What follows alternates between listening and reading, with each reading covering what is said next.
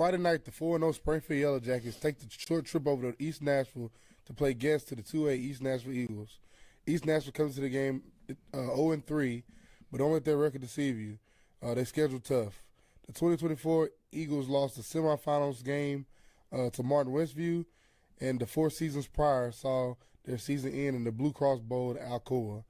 This one should be a dandy Friday night, Coach.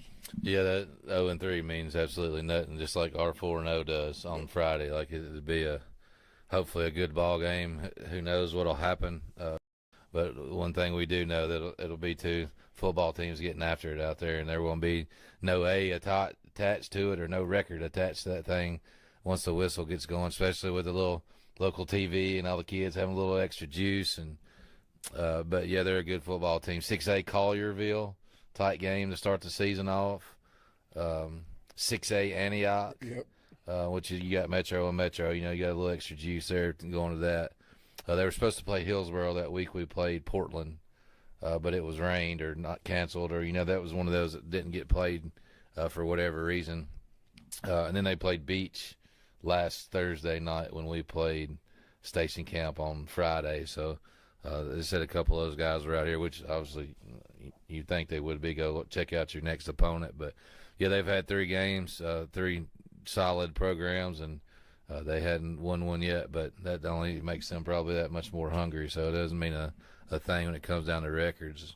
Coach Harris is a old Pearl Cone guy. We know him from the Pearl Cone staff, his previous gig, and just like McGavick, head coach, is a previous Pearl Cone. So got it sprinkled all throughout the schedule for us to prepare for him. And we are coming to you live on Social Dweebs from East High School in East Nashville, and 2 marvelous facilities here, and 2 very good football teams meeting tonight despite records. Yes, sir. And if you were just watching, that's a little bit snippet of locker room talk. Me and Coach sitting down on Wednesday night. I'll play that whole video again here at halftime, but it just leads us up to tonight, Coach. Last Friday night, the Jackets welcomed 3-0 Station Camp Bison into the nest for homecoming 2025, and we were given a treat. From the opening drive, it was electric. The Jackets got the party started when Hasten Wilson connected with Jermaine Cobbins for a 41-yard touchdown on the opening drive.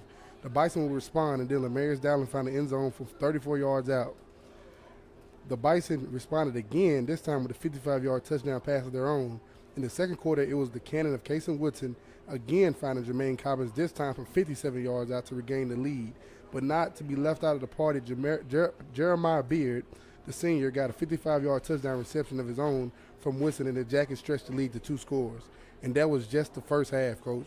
In the second half, Woodson would find the end zone from 3 yards out, and Dowling would score twice in the second half with a rushing touchdown of 1 and 81 yards. Junior Deion Payne put the cherry on top with the fourth quarter 58-yard touchdown catch and run. Defensively, the Jackets were led by junior linebacker Cameron Wilson and Barry Reynolds with 8 tackles apiece. Jermaine Cobbins with a big forced fumble, and Bryce Ball recovered it. A big night in the nest for the Jackets. 14 for 18, 316 yards, 4 touchdowns for Kason Woodson, 12 carries, 137 yards, 3 touchdowns for Dowling. Jackets get the 55-35 homecoming win over the Station Camp Bison, Coach. And tonight we got 2 teams that are loaded with athletes. And Springfield, we've always been talked about, people talk about you stop Hurst and you stop Springfield. Well, that is far, far from the truth. Yes, sir. They have got so many weapons that they can rely on that you can't just concentrate on one man. And that was shown last week at homecoming, Coach, with the stats I just stated to you. You get Jaden Hurst out last week with the hand injury, and you get Lemarius Dowling, 12 carries, 137 yards, 3 touchdowns. You even got in, like I told you, Beard in on a touchdown score. Baldwin made some big catches. You get Woodson with his legs, Coach. He scored a touchdown with his legs. He was running a lot. He had like 50-plus rushing yards. It's just you pick your poison of what you want to stop. The Jackets going to counter and give you something else. And they just had the captain's meeting and had the toss, and I missed out on it. Did you catch that? I did not. But I'll tell you one thing, Coach. The boys in all white over there with the jacket script across the helmet tonight are really fired up. And, well, they should be, because this is going to be a barn burner. And even though the East Nashville hadn't won a game yet, they have played some stiff competition.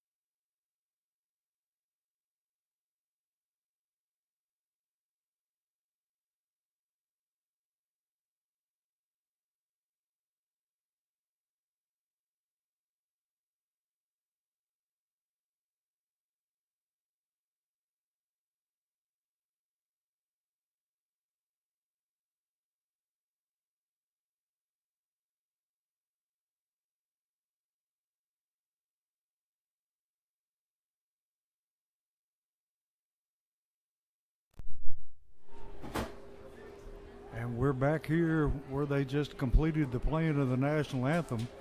And Springfield decked out in the all-white uniforms tonight. And East Nashville in the gray jerseys and the white pants. And we're getting ready to get her underway here. Good showing from Springfield across the way, and the crowd still trickling in. It's a beautiful night for football here, Coach, in East Nashville. And tonight, the 4-0 Springfield Yellow Jackets take on the short trip to East Nashville to play guest of the 2A East Nashville Eagles.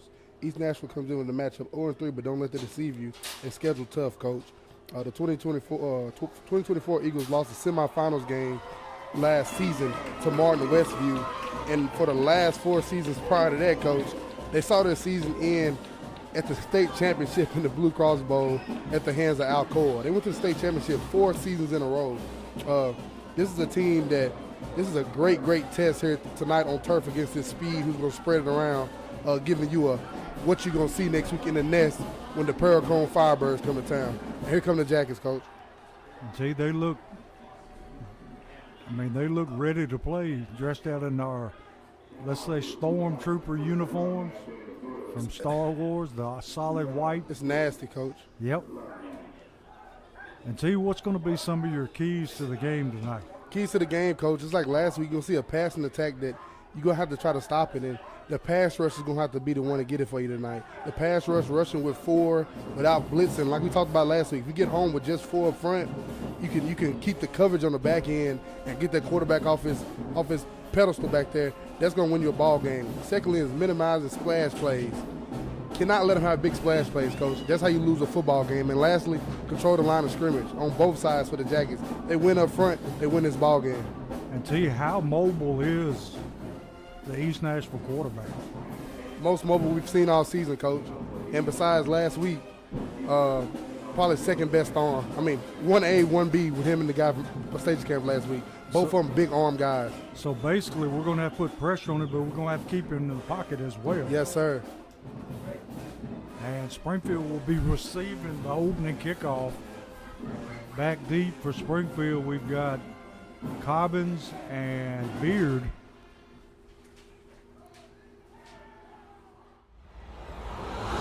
You are watching a Social Dweeb Sports production.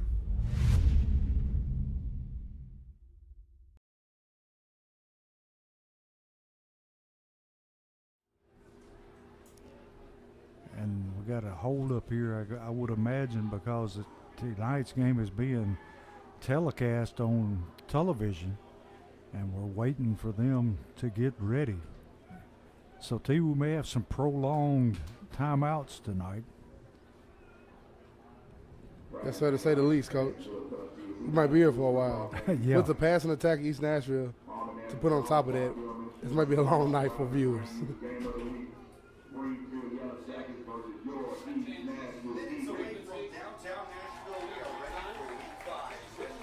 And we're right beside the TV, Coach, so you kind of hear the echo. It's going to be fun. Yes, it is.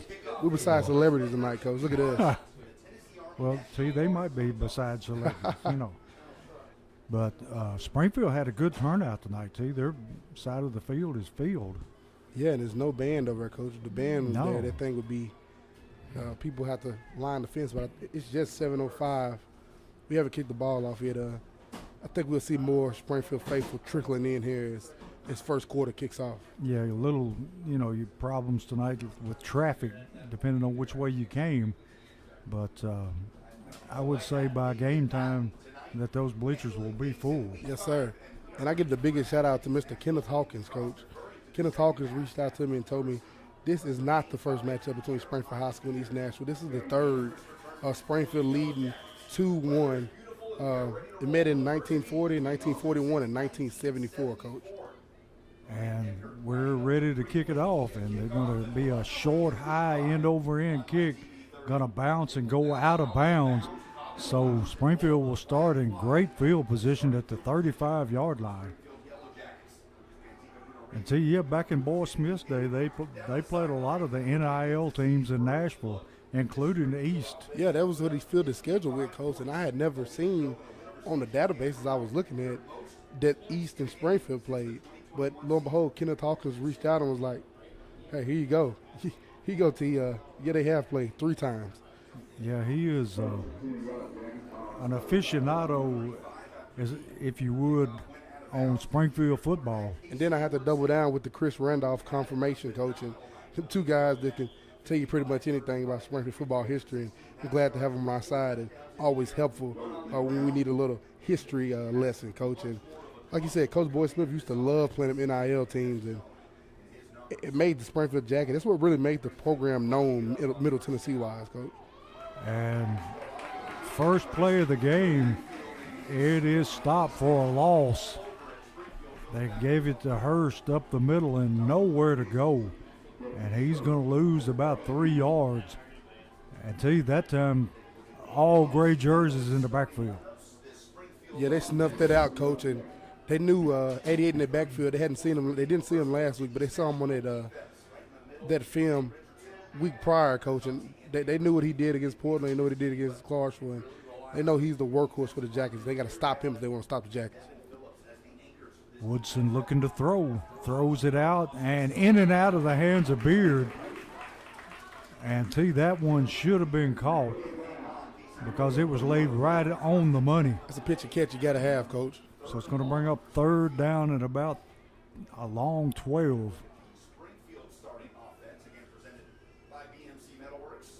And he had that receiver pretty much wide open.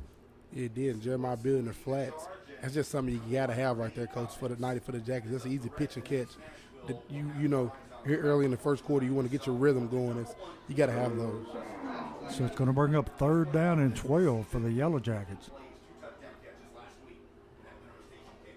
Put a man in motion across the set. Woodson looking to throw, throws it deep down the sideline, got a man, overshoots him down the sideline, had him open, just couldn't connect with him. And Beard was running free behind the secondary. So Springfield going to have facing a 4th down and 12, and Neal on to kick it away. Not the start you wanted if you was the Jackets. No. Good snap. Good high end over end kick, and we got play stoppage before the kick, and it's offsides against East. And it helps Keith try to pin him here, coach. So it's going to move them ahead, and it's going to bring up 4th down and about 7. Springfield's still going to kick it away.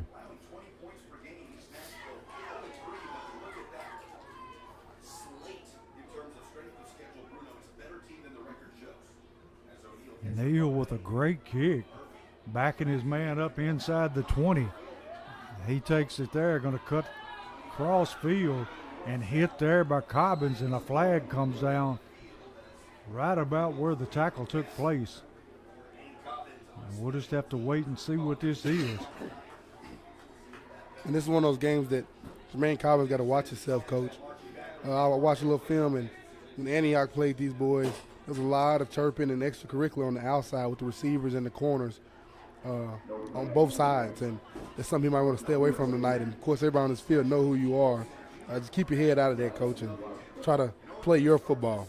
And the referee has picked up and waved off the flag, so East will be starting with the football at about the 26-yard line. Quarterback in the shotgun. Going to run the jet sweep and cuts it back, and he's still on his feet, going to be dropped. Well, we thought he was, and he comes shooting out, and he takes it out back to about the line of scrimmage. He could have came his way, coach, and might have had him a touchdown. He sure could have. A lot of green grass out there. Yeah, it was. But all that running for naught because he didn't gain anything. He got an eagle down. We're going to take a break with that, coach, and be back.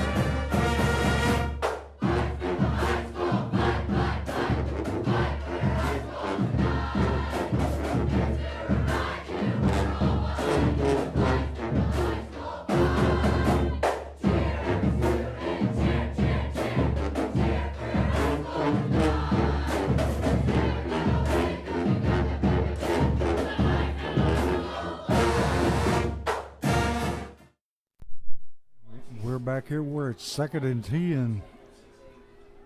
East Nashville. Springfield showing blitz. And here they come. He's going to roll and going to throw deep down the field. Overshoots his receiver by quite a bit. And that's going to bring up a 3rd down and 10. And see, Springfield coverage that time pretty good. Yeah, it was, Coach. And the back end, the DBs, I could hear Coach Herring in warm-up saying, hey, guys, you got to be ready to run and turn and go tonight. They're going to try to throw the ball all on us. And they come into this game prepared and know what's going to expect, Coach. So it's going to bring up 3rd down and 10. Twin receivers to the near side, single receiver to the far side. Springfield coming on a blitz again. And they flush him out of the pocket. And he's going to tuck it and run it. And finally knocked out of bounds. And we'll see where they spot it. I think he's going to be short of his 1st down. Got laundry on the field, Coach. And that flag must be on the far side of the field. And they're talking to Coach Wilson, so it's going back. Yeah. So that's going to back them up, and they'll replay 3rd down. Got a holding call. And see, that happens a lot when you've got a mobile quarterback like this because the linemen don't know where he's at a lot. Yes, sir. And the thing is with this guy, Coach, he's not just one of your traditional, he's just going to try to run the ball, nothing there. He look up and throw the ball 40, 50 yards down the field and get you on the back end. You got to be, that's why I said in pregame, you got to pass rush with control and get home with 4 because he can still avoid a guy and sling a thing and get you deep. So it's going to bring up 3rd down at about 20. Quarterback straight drop back, looking, throwing deep down the field. And we have no call. It was incidental contact. And I think they just got tangled up on that to you. No call made, and I think that was the right call. Yeah, all I'm running for the football, Coach. Legs get tangled up. The ball was also uncatchable in my opinion. He's still about 3 yards in front of everybody. So East Nashville coming up to punt. And back to return the punt, Beard and Cobbins. And the punter standing about 2 yards inside of his end zone or outside his end zone. I'd like to see get a return here for the Jackets, Coach. Would be nice. They haven't had many this year. No. And it's a low line drive kick going to bounce and going to come to rest at about the 49-yard line of East Nashville. So Springfield's sitting in good field position again. And see, the big guys up front going to have to start taking care of business. Yes, sir. That first drive, you come out, you get the ball, you know you want to make some action and get rolling, and it did not happen for the Jackets. Stalemated twice at the line of scrimmage. One drop pass by Beard here on the sideline. Just offense got to get clicking here, Coach. Great starting field position for the Jackets. We got Hurst in the backfield to the right. Put a man in motion, going to hand to Hurst up the middle. Not much there. See, we're just not getting a push up front that we need. We got too many gray jerseys operating in our backfield. Yes, sir, we do. And as I said earlier, Coach, you see Cobbins down here on the bottom of your screen? Tussling. You got to get out of it. You cannot do it tonight. They're going to try to do it all night. You cannot get into that little bickering game with them. Yeah, you can't be baited into doing something you shouldn't. So it's going to be 2nd down and 9 for the Yellow Jackets. And somebody calls timeout. So we'll step away and we'll be right back.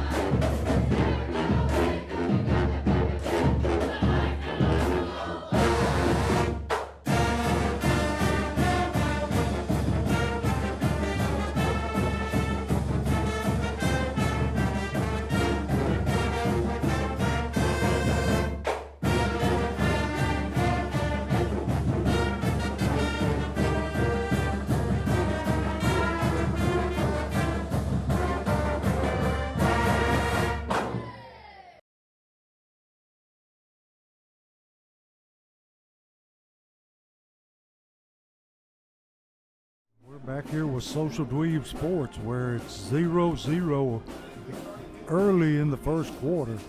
Springfield with the ball, second down 9. Woodson at quarterback, Hurst to his left. Woodson dropping, looking to throw the bubble screen. At that time, he had a hold of him, and they're going to call pass interference. And see, there wasn't no doubt about that one. Yeah, he couldn't even run, Coach. Cobbins couldn't even move. He just Cobbins already jawing with somebody out there, see? let him know you can't guard him. No. Which it ain't a lie. Very, very few people can.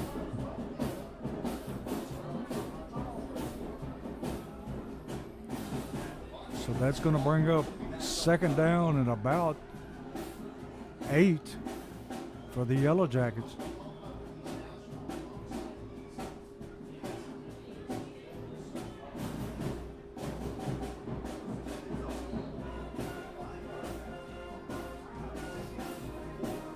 And now they're marking the penalty off. And that's going to be a first down Jackets, Coach. Yes, it is a Holman Jewelers first down. The initial first down of the night comes by penalty. Springfield to the line of scrimmage. Woodson takes the snap, going to take it himself. Finds a little room over the middle. Going to pick up maybe 4 or 5 yards. And see, we're seeing him exert himself more and more in the running game. Yes, Coach. He's getting more mature. That's why, you know. Yes. Like, as a sophomore, you don't want a sophomore with a big arm like he had. There's no reason to run between the tackles when you had 88 and you had 9 back there last year with KJ Chapman. There's no reason for him to really bang his head against the wall. But as he get older and get more weight on him, Coach, it's there. You know, he's going to be more of a dual threat as he gets older. And it's going to bring up a second down and 4 for the Yellow Jackets. Woodson going to hand to Hurst. Hurst weaving his way. Got a big gainer up through the middle for a Holman Jewelers first down in a Forklift Systems red zone. And see, that time he just found a little crack and was able to take advantage of it. Yes, sir. Line beginning to establish themselves up front. So it's going to be first down from the 21-yard line of East Nashville.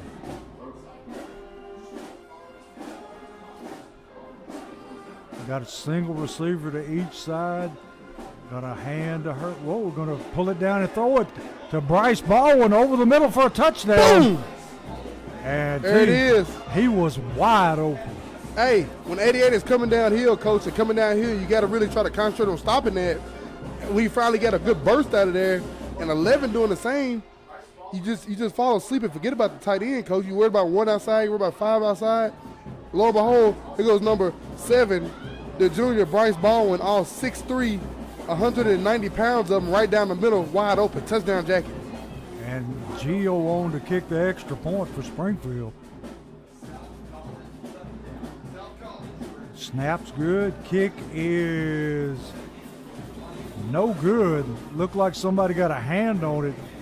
So early in the first quarter, 7:19 to go. Springfield up 6-0 over East Nashville.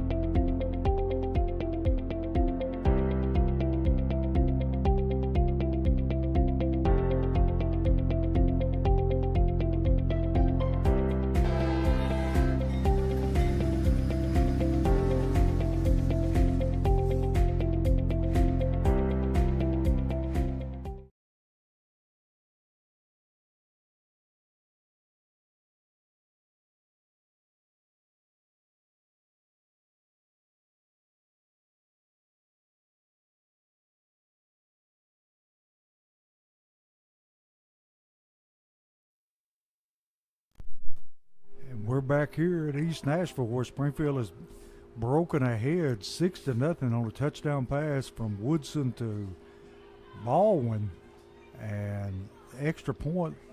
I believe it was blocked. It just never got up, Coach. No. I don't know if a finger tapped it or just he never got all of it, but it just didn't get there. Have no juice on it at all.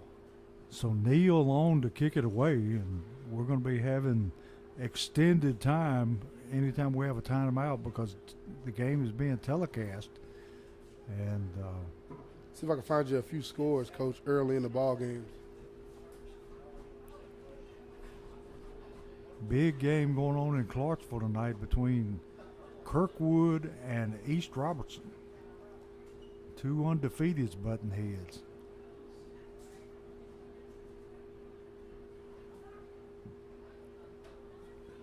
And speaking of East Robertson, Coach, this East Nashville team is a team that's in the East Robertson's region, and they'll be fighting the final week of the 2025 season. And look at that, Coach. Westmoreland 14, White House 7. White House having a rough year, T. And T, Am I wrong, Coach? Don't White House come to Springfield at the end of the season? I'm pretty sure. I'm excited to be in the nest for that one. We're seeing something we hadn't seen before. Neal kicking off from the far hash mark, and he's lined up like he's going to kick it into the sideline. And he puts it up and going to be fielded about the 24-yard line. Cuts it across field, and we got flags flying everywhere.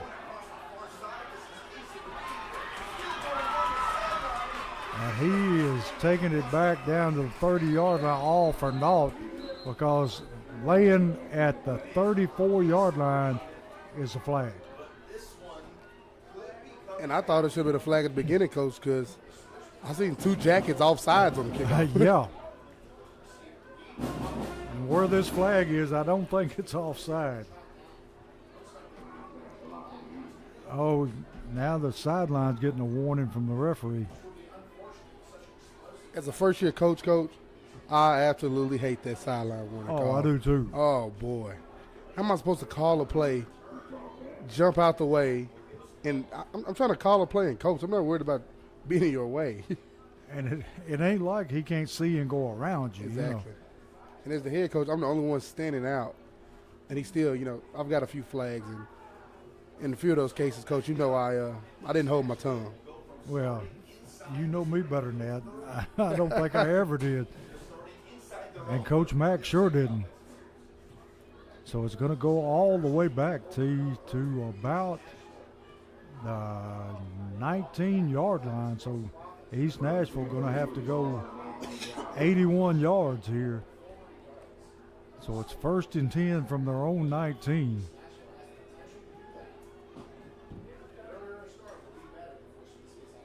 Going to hand to the tailback, going to find some running room, and he's walloped from behind by number 43 for Springfield. 43 being Ethan Wales. And that's going to bring up a 2nd down at about 6. Going to hand it to him again, same play, and he cuts it out and gets to the 30-yard line, which is going to be enough, I think, for the 1st down. And it is. So, T, they run the same play twice. Saw something to like, Coach. Yeah, they Came did. right back to it. Now they're going to try the same play to the right and going to pick up some more yardage out past the 35-yard line. T, they're running, I guess you'd call that a stretch play, wouldn't you, T? Yeah, just a read, a simple. Quarterback going to run it back to the left again. And he's going to pick up his 1st down, tackled there by Beard. And he's getting that edge pretty easily, Coach, on that just direct run across the set. Jackie's got to figure it out right there. They're having success on that, and they're not hesitating by lining up and running it again either. No, they're not. If it ain't broke, don't fix it. And here we go again, same play and same result. Takes it past the 50-yard line. I tell you, that's about 5 times they've run that same play. Ball now at the 49-yard line of Springfield. It'll be second down at about 6. And here they go again. This time going to be sniffed out and stuffed by There it is. 43, Ethan Wells again. And Ethan, a couple times, coach was just getting inside too tight, and it was coming outside of him. That time he took his time, slow played it, and made the perfect play. Good job there. So that's going to push it back. Going to be third down and about 9. Got twin receivers to the far side of the field. Quarterback going to tuck it and run it. Got some room, and he picks up his first down. I tell you, this young man's got wheels of his own. Yeah, he's not afraid to put his head down then either, coach. No, he's not. Pretty good sized young man. First and 10. Going right back, running off tackle. Cuts it back over the middle, takes it down to the 31-yard line. Picked up about 7 yards. And tell you, they found something that they like, Yes, because they they have. just keep running it over and over. Gonna run it up toward the middle, bounces outside, and he takes it down to about the 16-yard line. Gonna be another first down for East Nashville. What's your favorite quote, coach? If it ain't broke, You don't fix it. they found something they like here in this rushing attack against the Jackets. Springfield got to find a way to stop it, and if they don't, they'll run it all night. So it's going to be first and 10, and The Nerf ball in the field, yeah, coach. had a kids' Nerf ball game going on over here, and it bounced out on the field.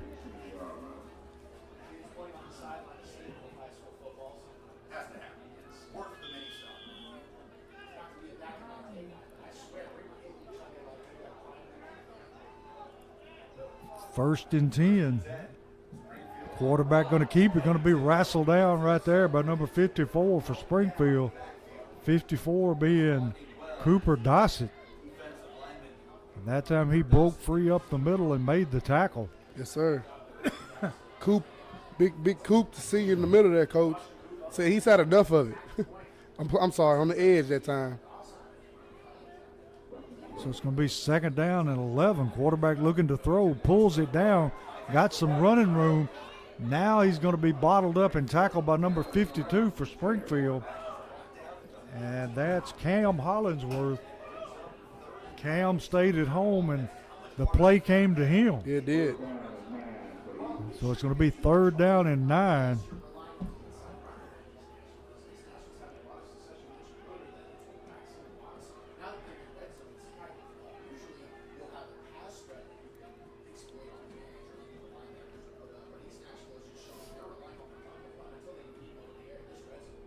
Quarterback taking his time.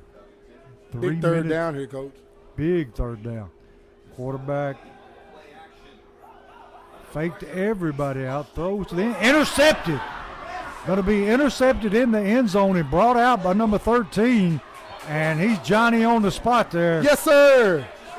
Number 13 for Springfield, Amarian Level. That's And what's that, coach? It's a Freeburg Bell Bonds turnover, baby. You got it. Courtesy of Mr. Level. What a play. The And quarterback we- just got lackadaisical right there, coach. He just he threw it up, somebody to make a play. Yeah. Yes, it's third and 6, but it's a 2-down situation or a field goal. Just run and get what you can, or just, set on it.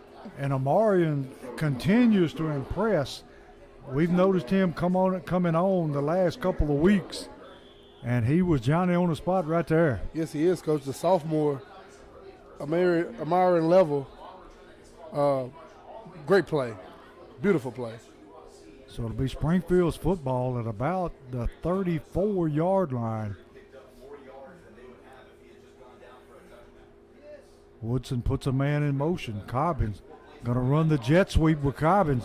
He gets to the edge and going to be tripped up right there, stacked up and brought down after a gain of about 4. So T. Springfield opening up the playbook, trying to show them something a little different. Yeah, just get their attention with that, because You running at Jermaine Cobbins across the city, everybody and their mama was coming down, coach. And lo and behold, everybody did that time. And guess what? You keep doing it, guess who we can hand that ball off to going back the other way? Number 88. You better be careful on the backside that you're not falling asleep and just watching that jet sweep, because you will be in trouble. Springfield got the football. 2nd down, 6. Woodson dropping, looking to throw, pulls it down, got some running room, and he's going to pick up his first down easily as he crosses the 45-yard line down to about the 46. And there's a good decision on his part to pull it down and run it. Viewers, enjoy the evolution of Case and Woodson. Like, that is prime example right there, coach. Looking, nothing's there. Old Case might have got panic foot and threw it out of bounds or try to force something.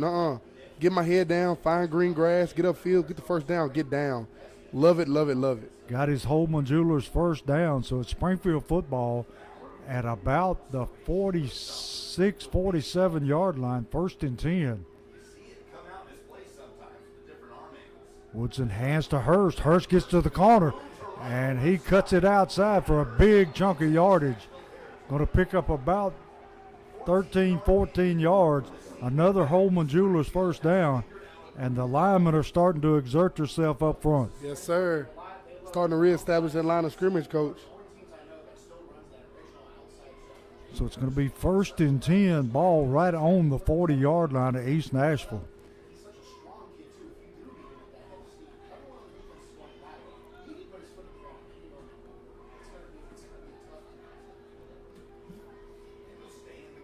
Beard in the slot to the far side. Put him in motion. Going to throw out in the flats to Bryce Baldwin. Catch in. He takes it out of bounds.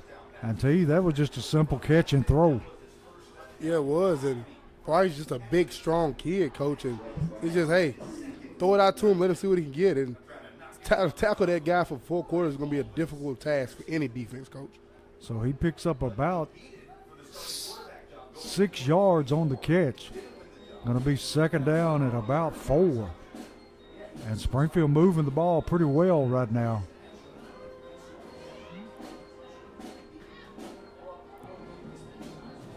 And Woodson on the long count draws about half of the Nashville East line across into the neutral zone, and he's going to pick up his first down the easy way. So it's going to be a Holman Jewelers first down and a Bale Bonds, Freebird Bale Bonds. I'll get it right in a minute. Forklift system, red zone. Coach, I do. Don't wish no turnover on us, coach. No. Don't do it.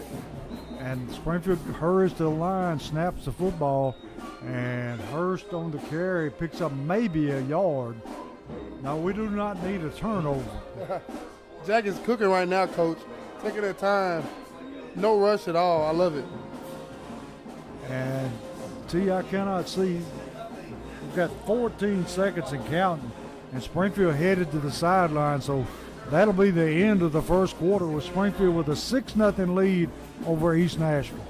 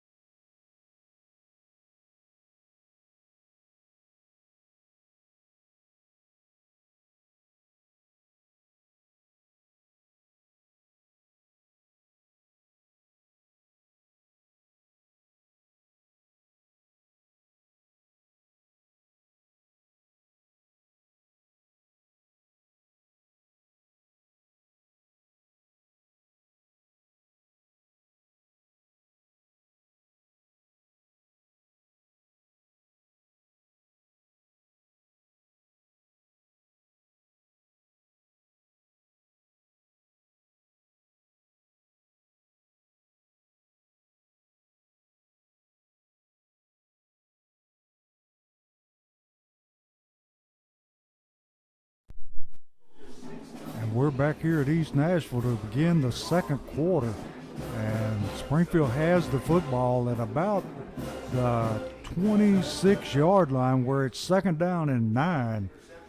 Springfield already ahead 6-0 on the touchdown pass from Woodson to Bryce Baldwin.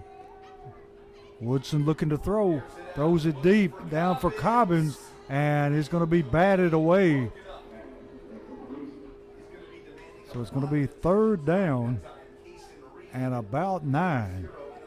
And don't forget, Coach, this is the same drive that Level intercepted the ball out the end zone on. This drive has taken the end of the first quarter and now into the second quarter. The Jackets have been driving this ball off at East Nashville turnover. And we hope that they can finish this with some points. So third down and 9. Woodson takes the snap, hands to Hurst. Hurst going to take it down past the 25 down to about the 24. I don't see no specials, Coach. No. This is a 4-down situation. I think this one is definitely a 4-down situation, and they've got it where it's reasonable. It's fourth down at about 5 for the Yellow Jackets. And tell you something we need to remember is the little slot man slipping out of the backfield has been very successful in Springfield in situations like this.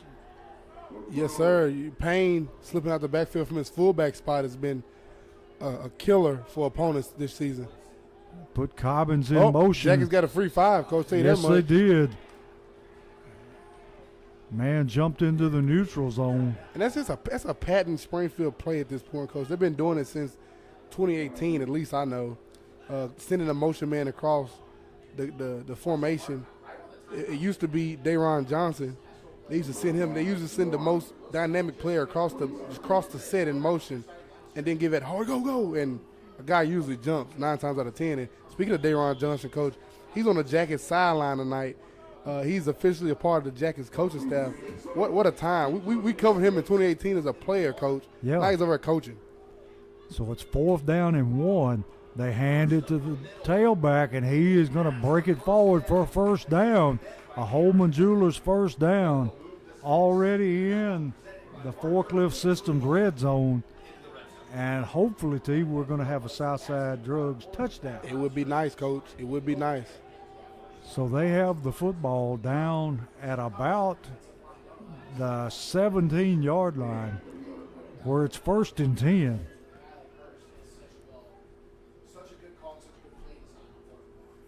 And T was Dowling on the carry that time, not Hurst. The Thunder. Yes. Woodson gonna hand it to him again. He's gonna be stacked up for no gain, maybe even lost a half a yard. Gonna be some tough sledding down here in the red zone. Gonna be second down 11 for the Yellow Jackets.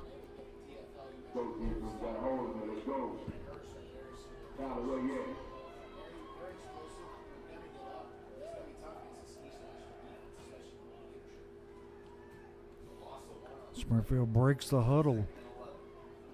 Got Baldwin and Beard split out wide to the left. Cobbins to the right. Dowling in the backfield. Woodson looking to throw, throws it out into flats and overshoots his receiver. Intended, let's see, who was that? Intended for a level. And that time he just overthrew him. So it's going to be third down and 11 from about the 17-yard line. The Jackets have been stagnant on these sets of downs. They got after that first down conversion by Dowling. Jackets coming up in a tight formation this time. One receiver split to the far side. Got a hand to Hurst up the middle. He breaks it into the down inside the 5-yard line. And he had a head of steam that time. Yeah, he did. And he takes it down to about the 3-yard line where it's going to be a Holman Jewelers first and goal for the Yellow Jackets. And that time the line did an excellent job opening up that hole and staying with their blocks.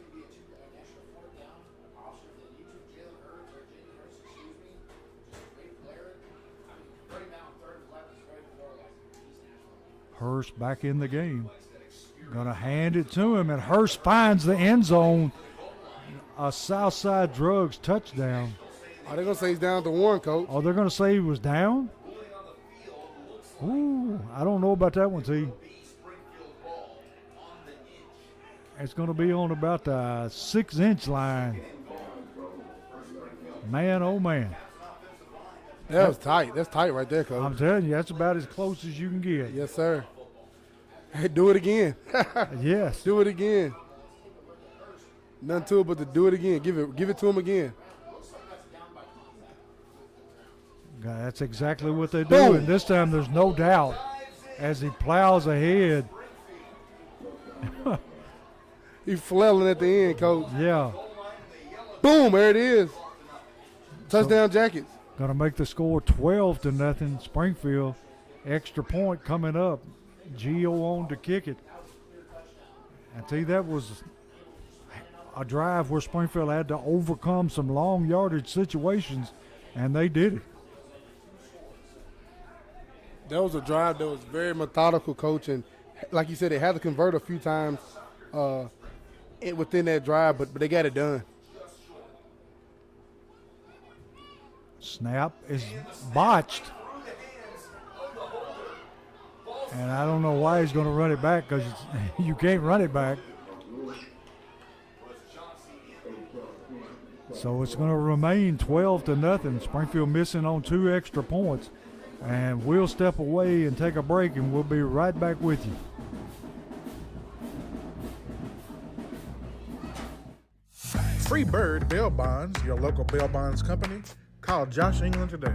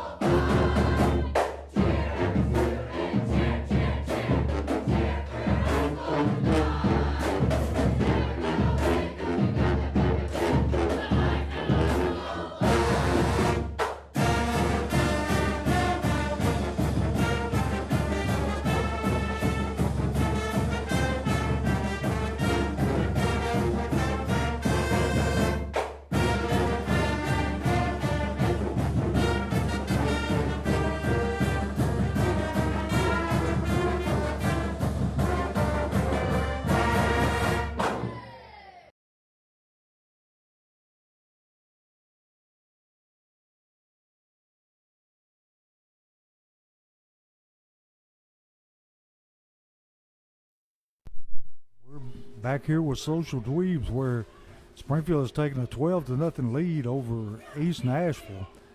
Neal on to kick off. And he is going to onside kick it. And I think East Nashville pokes it out of bounds. And it went 10 and yards, we got a Coach. flag. It went 10 yards, and Yes, it did. the outside guy just didn't touch it. We could have jumped on it and been Springfield football. And what would the flag be for? Illegal touching? The Nashville guy pushed it out of bounds. Yeah, he pushed it out of bounds.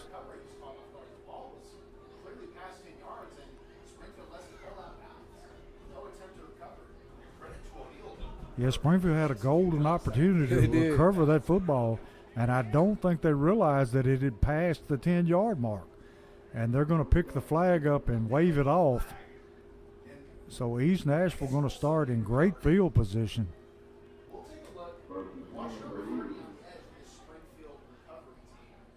They'll have the football at the 46-yard line of East.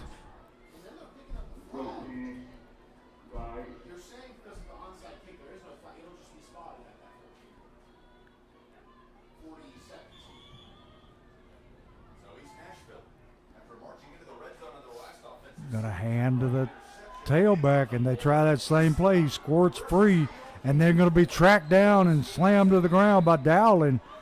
And tell you, that time they had that play sniffed out. Yeah, they did. They got him in the backfield, had him dead to rights, and just couldn't get him down. Lemarius Dowling said, hold on, guys. I got it. The little guy's slippery, too. Yeah, he is. He gets away when it doesn't look like he can. Yeah, he's not a very big running back, coach, but No, he's not. dynamic with the ball in his hand. So it's going to bring up second down at about 20. East Nashville in that pistol formation. Dropping to throw. Going to be under pressure and flips it out in the flats, and he's going to be stuck there. Number 35 for Springfield. And that is Cameron Wilson. Just simply drilled him. Yes, sir. That's how you play that outside linebacker spot as a Springfield Yellow Jacket, coach. That's a picture-perfect open field tackle there. Got his head across, bit the ball, shot his guns, run his feet. That is a textbook tackle, ladies and gentlemen. So it's going to bring up third down.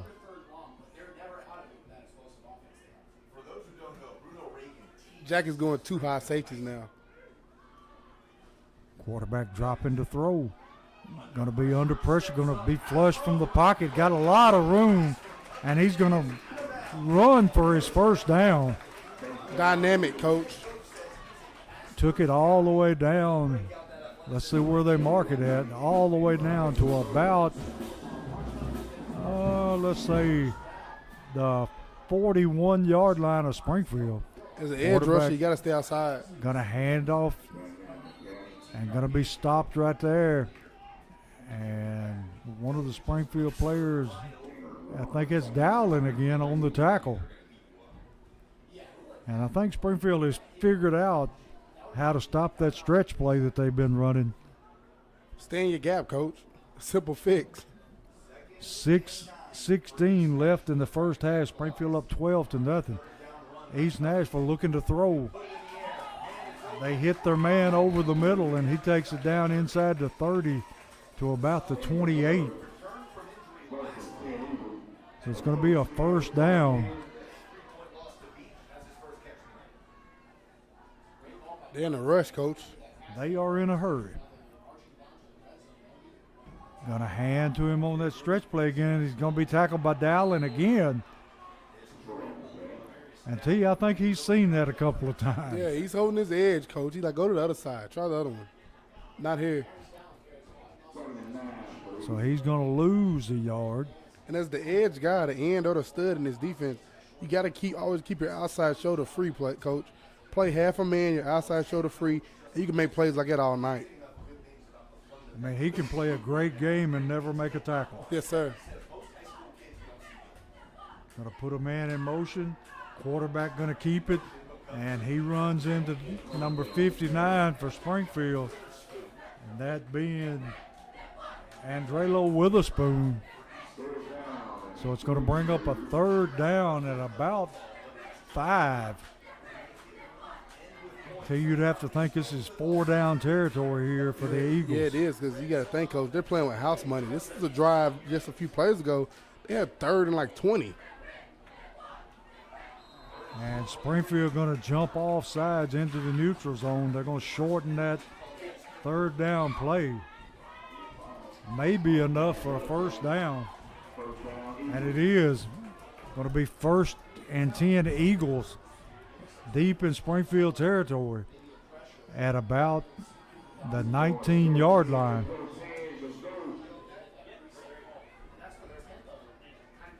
Springfield coming on a blitz, and they get there. Number 23 for Springfield, 23 Reynolds, shot his gap, and he was able to meet him in the backfield and drop him for a loss of about 2 yards. 23 to junior Braden Trusty, coach, and Barrett Reynolds, number 38, the junior on the play.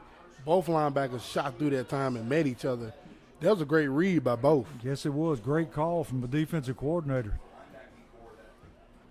So it's going to bring up 2nd down and about 12.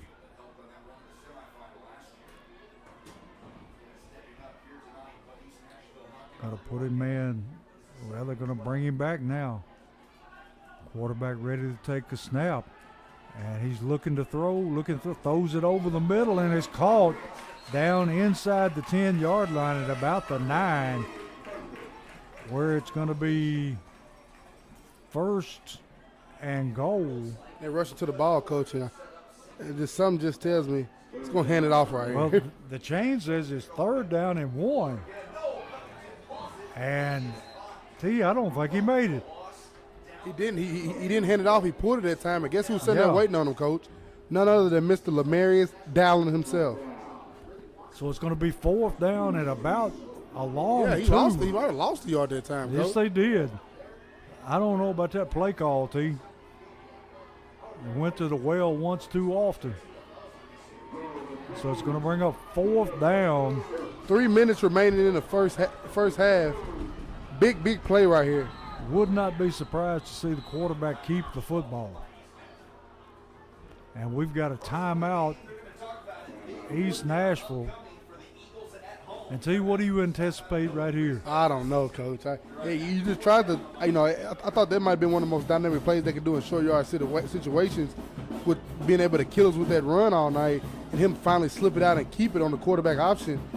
But Lamarius Dowling was Johnny on the spot and killed that. So that cat is kind of out the hat. So where do you go now? I mean, they haven't had much success, passing the ball. It's been a lot of that run game, quick get on the ball and run it, and they can't do that now coming out of timeout. You don't have that, element of surprise. I don't know what you go right here for the East Nashville. I know for the Jackets you might probably see a blitz. Yeah, I might be tempted to run the quarterback because, if I'm not mistaken, he hadn't lost a yard tonight. No. And has made some good runs. That was probably about the tightest situation right there for him, as far as possibly losing yardage on that keeper there. But you just line him up, put a big guy in front of him, and let him run straight on to the Springfield defense. But Springfield defense is kind of stingy up the middle, Coach. Yes. 3 yards is kind of hard to get. They got to try to definitely. I mean, could come out and try to get the Jackets to jump off sides, Coach, but the Jackets are a disciplined ball club. They'll be waiting on that. But a lot of options on the table, but. Luckily, I'm not getting paid to make those calls tonight, Coach. Yeah, we're paid to talk, not.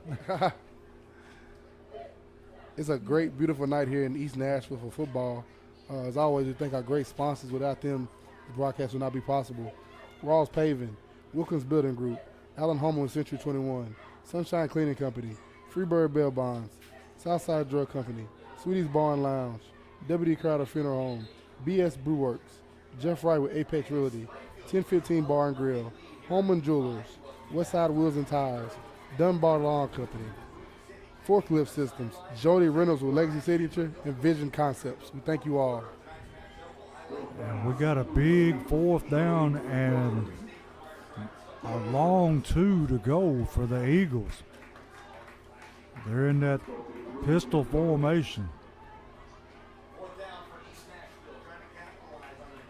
Ready to see this right here, Coach. Everything's on the table for East Nashville. I mean, show us right here. Quarterback set, ready to take a snap. And one of the Springfield linemen jumped offside. No, he didn't, Coach. The Springfield man. line, they shifted, and I think East Nashville guy jumped offside. And they're going to call it against Springfield.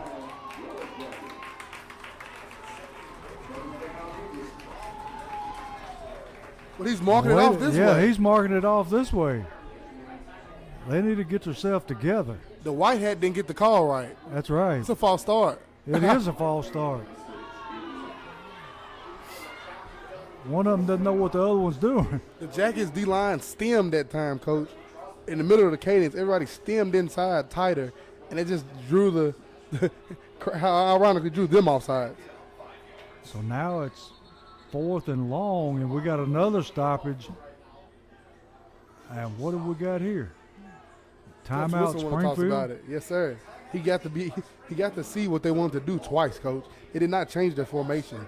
They didn't huddle out to that play right there. They was going to the same place. So you got to see them line up. They jumped off sides, and then you got to see them line up in it again. And they got the play off a little bit there. You know, the official let it keep running a little bit. So people upstairs got to see what they wanted to do, Coach. That is playing chess right there from Mr. Dustin Wilson over on that sideline. Drew and Dustin are two of the best. That is a chess move that I would be livid if I was a coach on these Nashville sideline. At least huddle up, Coach, and just make them think you're changing something. Like, get in the huddle. Don't just keep the same formation. Just hike it again. It just never works. Especially when you've already started to play and they see what you're doing. Yeah, exactly. You know whether it's a run or a pass. So it's 4th down and about 7. Big play here for the Springfield defense. Coming off the edge, going to throw it deep, and the man is in the end zone for the touchdown. Got him in the corner of the end zone. Slot fade that time, Coach. Yeah. Wide open. Nobody near him. So it's going to cut the score to 12-6 with the extra point coming up for the Eagles.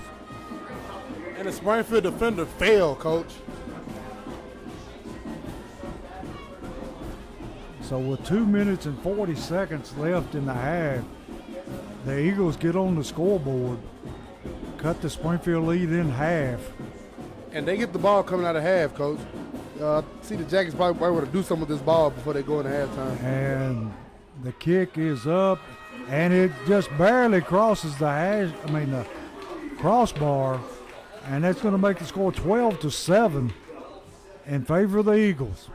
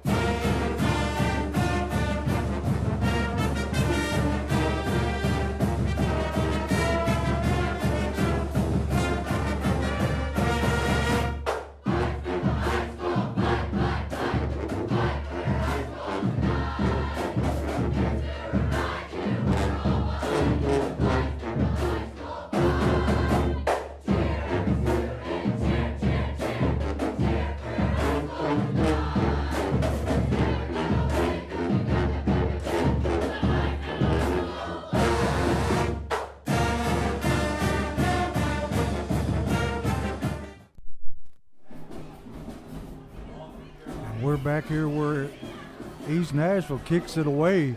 Going to be fielded by Cobbins. Cobbins cuts up the middle. Still on his feet. Takes it down, pass, and the football comes out. And East Nashville has the football on the turnover. He was digging for extra yardage and somebody poked it out. Gotta hold on to that football, Coach. Now, East Nashville has the opportunity to double down by getting a score and then getting the ball coming out of half. Got 2 minutes and 33 seconds left in the half. And this has been a ball game that Springfield's controlled, Coach. Yes, it has. And Eagles now take the football at about the 31-yard line of Springfield. Short field to work with.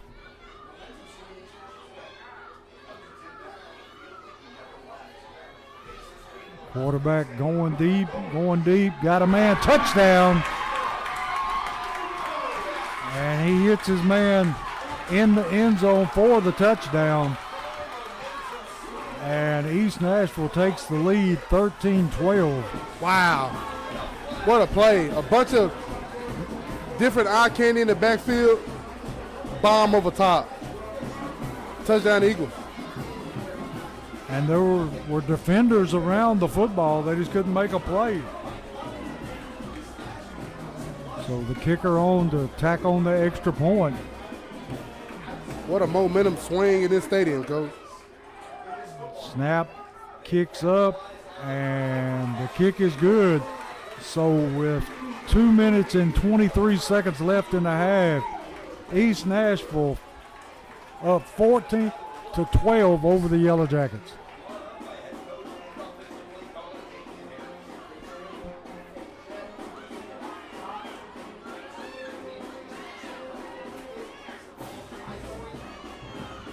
See, that did not take very long.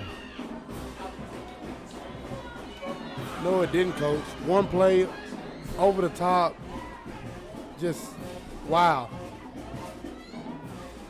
So East Nashville will be kicking it away. Beard and Cobbins back to return the kick.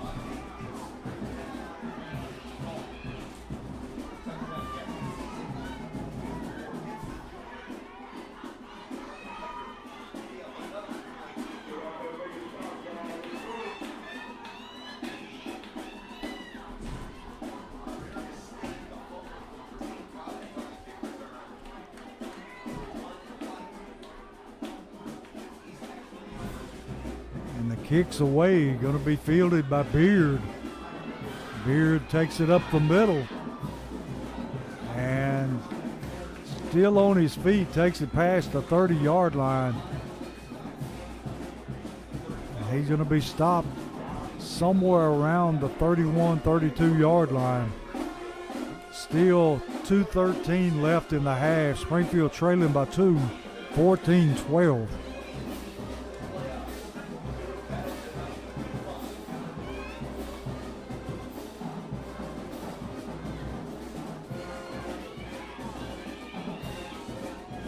And the momentum is all East Nashville right now, Coach. It shifted in a hurry.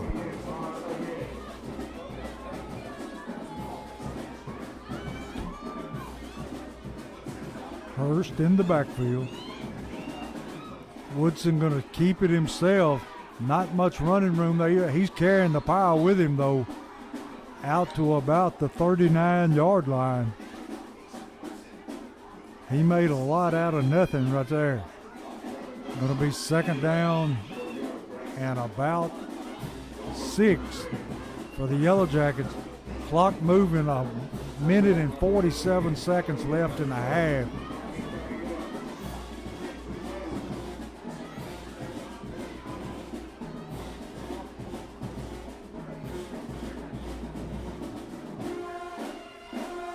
Woodson going to throw the quick out in the flats, out to about the 41-yard line.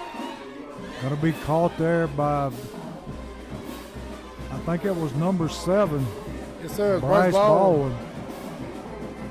And it's going to be third down and about 3. Clock continues to move at a minute and 10 seconds.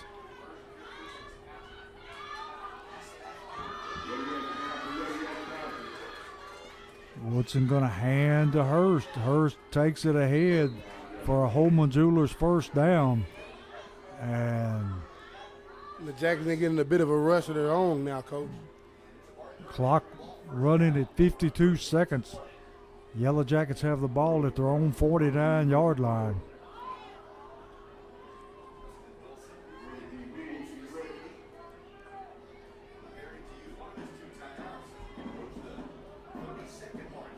Woodson dropping the throw, going to be put under pressure, going to have to pull it and run it, and he tucks out of bounds.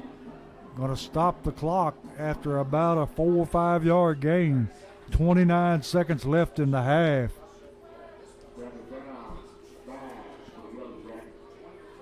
So it's going to be second down 5. Yellow Jackets trailing East Nashville 14-12.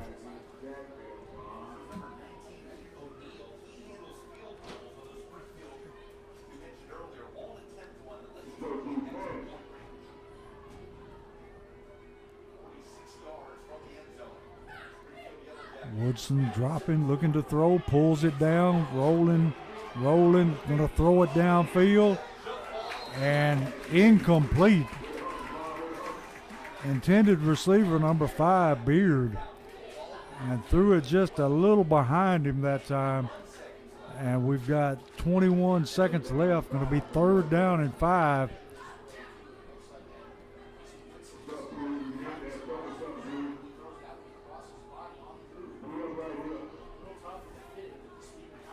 Springfield back to the line of scrimmage.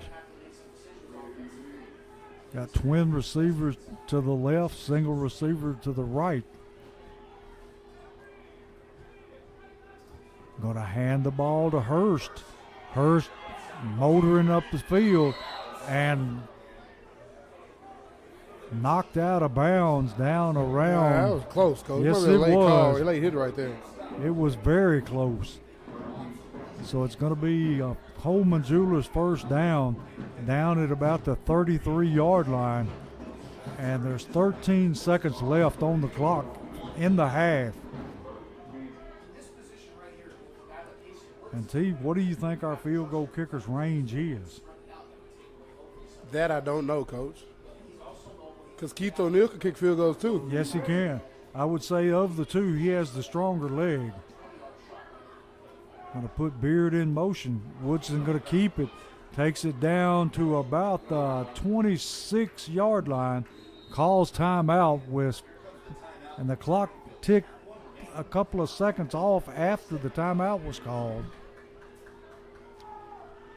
So T, with 4 seconds left, do you bring in the kicker?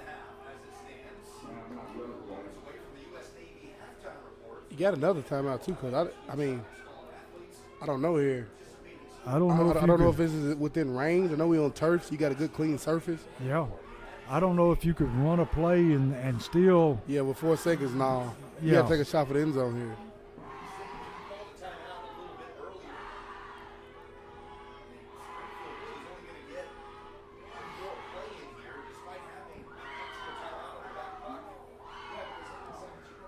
T, up until this point, the East crowd has been fairly quiet, but now they have come to life. It's a party now, Coach. It was kind of like they just knew they'll wake up in a minute, and lo and behold, off our mistakes, they did. And it took just about a minute. I mean, it did not take long for the momentum to swing.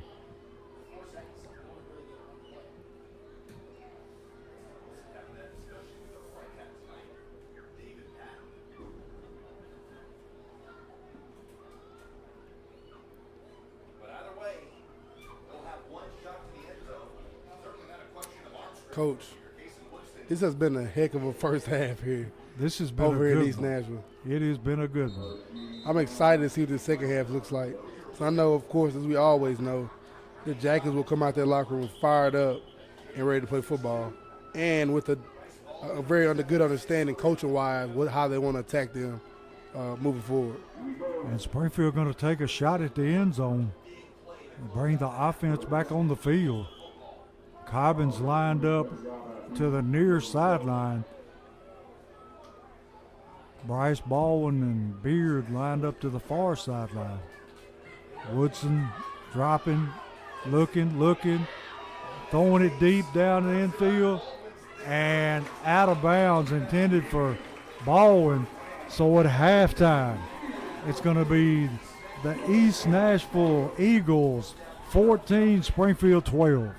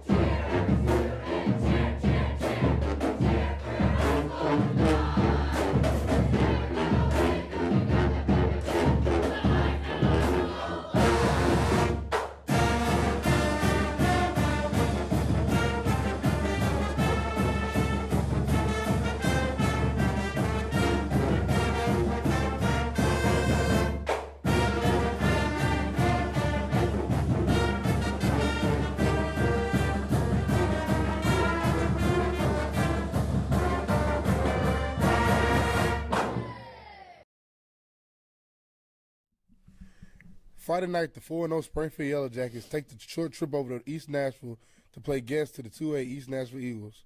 East Nashville comes to the game 0-3, but don't let their record deceive you. They scheduled tough. The 2024 Eagles lost the semifinals game to Martin Westview, and the 4 seasons prior saw their season end in the Blue Cross Bowl at Alcoa. This one should be a dandy Friday night, Coach. Yeah, that 0-3 means absolutely nothing, just like our 4-0 does on Friday. Like it'd be hopefully a good ball game. Who knows what'll happen? But one thing we do know that it'll be 2 football teams getting after it out there, and there won't be no attached to it or no record attached to that thing once the whistle gets going, especially with the little local TV and all the kids having a little extra juice. And but yeah, they're a good football team. 6A Collierville, tight game to start the season off. 6A Antioch, Yep. which you got Metro and Metro. You know, you got a little extra juice there going to that. They were supposed to play Hillsboro that week. We played Portland, but it was rained or not canceled, or that was one of those that didn't get played for whatever reason. And then they played Beach last Thursday night when we played Station Camp on Friday. So they said a couple of those guys were out here, which obviously you think they would be. Go check out your next opponent. But yeah, they've had 3 games, 3 solid programs, and they hadn't won one yet, but that only makes them probably that much more hungry. So it doesn't mean a thing when it comes down to records. Coach Harris is a old Pearl Cone guy. We know him from the Pearl Cone staff, his previous gig, and just like McGavick, head coach, is a previous Pearl Cone. So got it sprinkled all throughout the schedule for us to prepare for them, and this is the week before them, and that's what we got them on schedule for. So we'll line them up and see who comes out on top the next or in 2 nights, I guess, on Friday night. But fast tempo offense again, and fast kids, and a even front up on defense, and mixes it up a little bit on you. But looks like some good stuff, some good football, and some good kids, and obviously we know their coach, so they'll be well coached. I mean, I couldn't think of a better prepper for the Paracone Firebirds than the East Nashville Eagles. Back there a few years ago, they battled for a while. I mean, you probably look in the probably 17, 18, 19, that time period, 16, 15. They were right when you got away from Pearl and got. I think it's been 17, yeah, because that would have been when they both went to 3A. Yeah, and they both went to 3A. They were just. And now they're supposed to be both 2A, and Pearl Cone chose to play up. But yeah, man, 2A, heads up. But they're good, and it don't matter who it is that week. I mean, it's like Collierville. They're one of the bigger enrollment in the state. In the state, yeah, and they went toe to toe with them. So no size attached to this bunch of kids. They're good. I'm excited to see it, Coach. You're getting a lot of the same thing you got last week in Station Camp offensively, which I thought was a great prep. But of course, with more athletic bodies on that turf over there in East Nashville with the Nashville backdrop. Behind the Springfield side. It's going to be electric, and I'm excited for it. A great appetizer, as you will, for the dinner next week. Yeah, that's right. East Nashville, Magnet School now, if you're going a little bit of history, but East Nashville High School is the guy, Coach Spears, Bubba Spears. Yep. I was here the other day presenting Casey a plaque for last week's Player of the Week with him and Greg Pogue's program, and I said, I know we played you. I remember your old Metro coach. Where did we play you at? And here comes Coach Thomas stories and what year you was and when you played. And but he said he started that football program or restarted. I can't remember what he said, the East Nashville one. So a little bit of history going back there, but that older school and good setting right behind that old double-decker, good college-looking school over there, and yeah, Nashville on the backdrop, and here we get to go to Metro, where the past few years we've been Sumner County or Clarksville. Springfield fans here, let's go to Nashville Friday night and do what we can do. That's fun, Coach. Got a little more food options for me. And adult beverages post Friday night. Leave early. Yeah, I seen that, trying to give our security detail a little bit of heads up, and Gallatin Road right out the front door, and it looks like he had pizza, pub, all that stuff on there. But yeah, that's what makes a ball game. Go, leave early, make an evening out of it, and just make sure the nightcaps the Springfield Yellow Jackets. Yes, sir. My TV 30 game, Coach, and as I said here, and you got the trophies all over our heads, all 7 of them, dating back to 2017, that one back in the backyard to kick off things when we beat Greenbrier back there. No Springfield Yellow Jackets in the recent years are no strangers to my TV 30 football games, Friday night rivals. What is it? What does it mean, to be able to show? And I know I've been around. I know to showcase the brand, because that's what we're doing, to showcase that brand around on Friday night. What is that? Yeah, it's pretty special. I remember when it's about like anything else. Like I remember when we come and you was a senior, like they wouldn't cover us in the paper, or like I'd call and complain on the Times, or hey, why ain't you here? Like, oh, that I ain't the best, or hey, we're covering where a record is, or we're covering where people are, and credit to a bunch of good kids that come to the program now.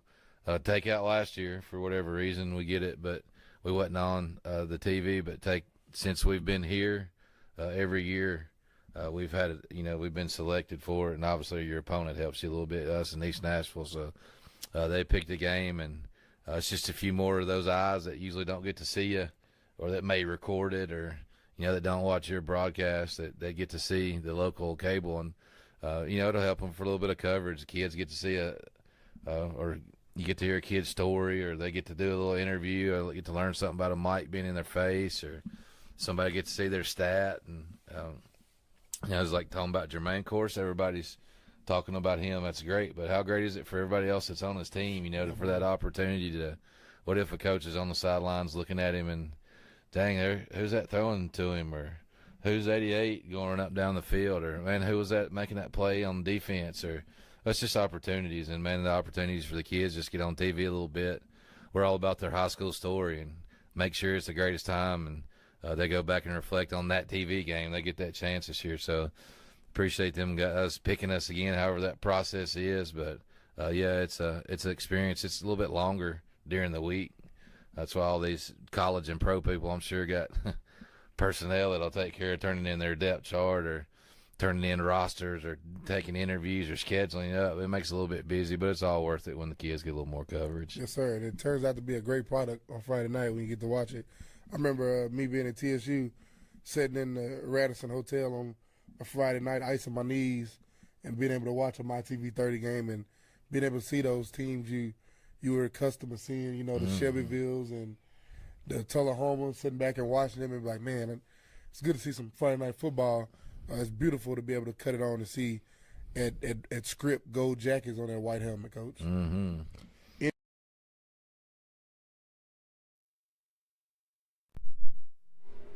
That was my weekly sit down with Coach Dustin Wilson on Locker Room Talk every Wednesday at 7 p.m. Currently in East Nashville, halftime. East Nashville Eagles 14, Springfield Yellow Jackets 12. We'll be back shortly to start the second half.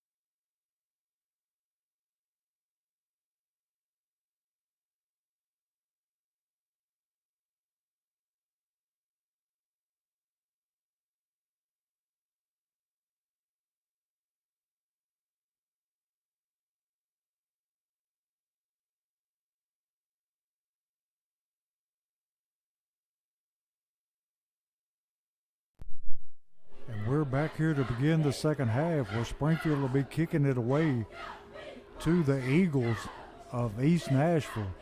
And Neal going to kick it into the near sideline, going to be fielded at the 35, and he is going to be swarmed under right there. So East Nashville going to begin with pretty good field position, and Springfield trailing 14-12. And see, we need to come out fast and establish this line of scrimmage quickly. Yes, sir, and not give up too much here to the Eagles, especially not no points if you can allow it, Coach, and try to get the ball back in your offensive hands and get back in the swing of things. East Nashville with the ability to strike quickly, and they scored 2 touchdowns on Springfield late in the half to take a 14-12 lead. Quarterback throws it over the middle, finds a man wide open, and he's breaking tackles down the sideline and finally driven out of bounds by number 13 for Springfield, Amarian Level, and he takes it down to about, let's see where they put it down at, takes it down to about the 7-yard line, where it's going to be 1st and goal for the Eagles. Hand to the tailback, going to be hit in the backfield and stacked up. First man in there, number 43 for Springfield, and he slowed them down just enough for everybody to catch up. Ethan Wells. East back to the line of scrimmage, going to hand to the tailback, working his way down, and he fumbled the football, but they're saying he's down by contact, down at about About the half-yard line. I'm telling you, he is very close. I thought he dropped that ball. I thought he did too. He was Still reaching. on his feet. Going to hand to the tailback, and he's going to be chopped down in the backfield. Cam Wilson, Coach. That brings up a big 4th down. And it's 4th and goal. The Jackets can get themselves out of a jam right here, Coach, but they get a stop and get off the football field. Springfield already trailing 14-12. 4th down goal from the 2. And he's going to power his way in for the touchdown. Right off that right edge, Coach. They've been working it all night. And it makes the score 20-12 with an extra point coming up.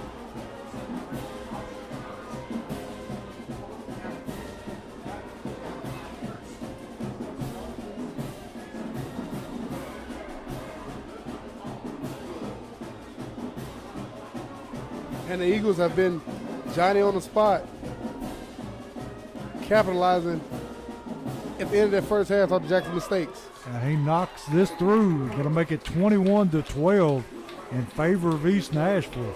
And now they're rolling, Coach. This offense that they have is very potent and able to pick up big chunk plays. Once they get to the edge, Coach, you might as well go and kiss it goodbye. The edge of the Springfield defense is the outside linebackers, Coach. And once the ball carrier gets to their outside shoulder and can run around the edge and get to the edge, there's nobody but the corner there and the safety to come make that play. And then it's a little too late when you're playing speed as East Nashville has. And they've definitely got that. So East Nashville on to kick it away. Back to return for Springfield, Cobbins and Beard.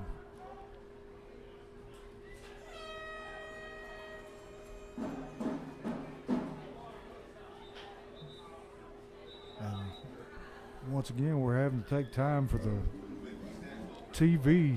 We'll take 1 too, Coach. With 10:15 remaining in the third quarter, Springfield 12, East Nashville 21.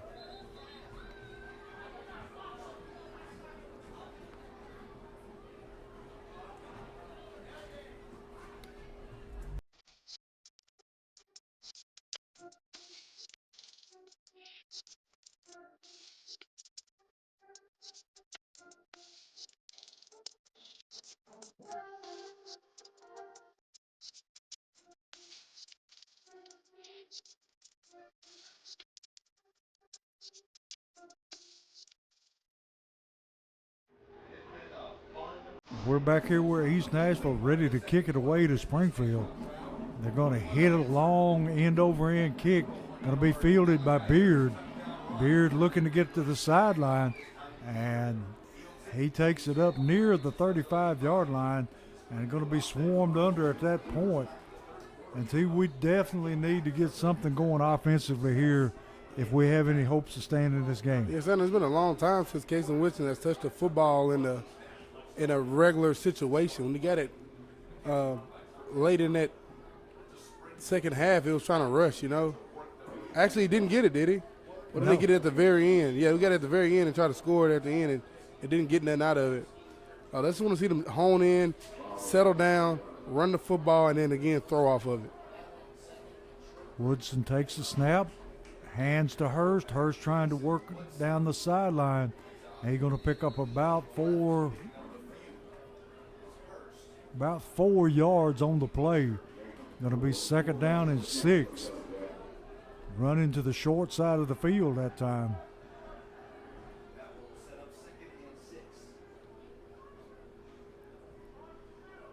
And that's what you want, Coach. Get this thing settled back down. Play your type of football game. Be physical. Get Hurst back into the ball game. Reestablish the line of scrimmage and settle in. No time to panic. Woodson looking to throw. Looking, throws it deep over the middle. Caught by Cobbins. Cobbins takes it for a Holman Jeweler first down into the Eagles' territory, down about the 44-yard line. Or 46-yard line, my fault. So, nice pitch and catch that time. Cobbins coming up with the catch. And tell you about the time you mention him, he comes in and makes a big play. Yeah, it does, and hey, that's what playmakers do, Coach. When you need it, they go get it. Woodson dropping, going to throw the screen. Got his man Hurst. Hurst battling down inside the 30-yard line.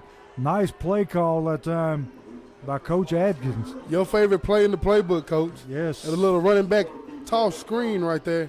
You love it. You yes, love sir. And it's going to bring up a Holman Jewelers first down just outside the red zone. And that's how it's been all night, Coach. The Jackets haven't had any problem driving the football in this East Nashville team. It's just been self-inflicted wounds that have caused them to let East Nashville back in this football game. Woodson keeps the ball himself, finds some running room, still on his feet, down to about the 20-yard line, fighting for yardage. And he's going to have a Holman Jewelers first down, and he is in the Forklift Systems red zone now. Down at about, we'll say the 19. And see, that time he was digging for all he was worth. Yes, he was. Carrying people along. So it's going to be 1st and 10 from the 19 for the Yellow Jackets. Hurst in the backfield. Woodson going to hand to Hurst. And he plows ahead for about 2 yards. Tough running up inside, T.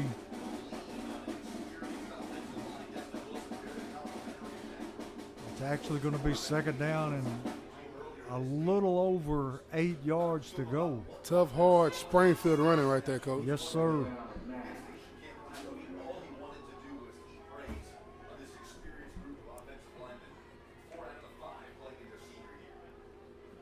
Dowling in the game now at tailback. Gonna hand to Dowling. Dowling bouncing off tacklers. Gonna lower his head, gets it down close to the 15-yard line. Dowling with the spin right there, Coach. He's not afraid to stick his head in there. Oh, he is. He couldn't hit his head on the wall. Nothing was there. Bounced it out, then try to spin it back in there. Good hard run by Dowling. And see, they're gonna say that it's down at about the 17 now. Gonna bring up 3rd and 9 for the Jackets, Coach. Big third down here. Got single receivers to each side. Dowling in the backfield. Woodson gonna pull it. He's got running room. Rolling, runs out of room on the sideline. And it's going to bring up a big 4th down.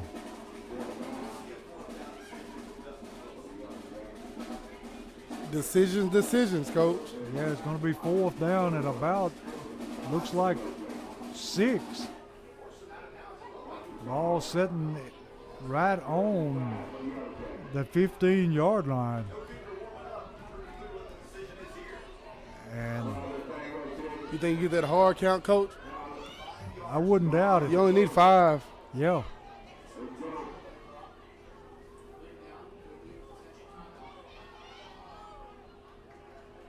Snap the football. Looking, got a man going in the end zone. And it's caught by Cobbins. And 1, Coach. Touchdown Jackets. Great catch. Did he drop it? I think he may have dropped the football. But there's a pass interference call. Yeah, I think the ground, when he hit the ground, the ball came out. He bobbled it. We got the courtesy of having the My TV different angles up here tonight beside us, Coach. We can see what's really going on. So now it's going to be 1st and goal from about Let's punch it in, Jackets. the 8-yard line. Got a hand to Hurst, and he just strolls in. So Springfield answers the East Nashville score with one of their own. And it's going to be a Southside Drugs touchdown. And that's going to cut the score to 21-18.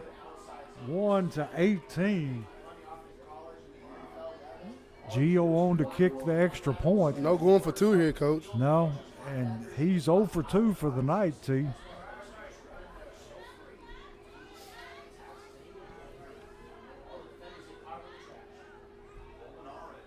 Snap's good, kick is up, and this time he knocks it through. Yes, sir. To cut the lead even further down to 21-19 with 5:16 left in the 3rd quarter. And T, we're in for a barn burner.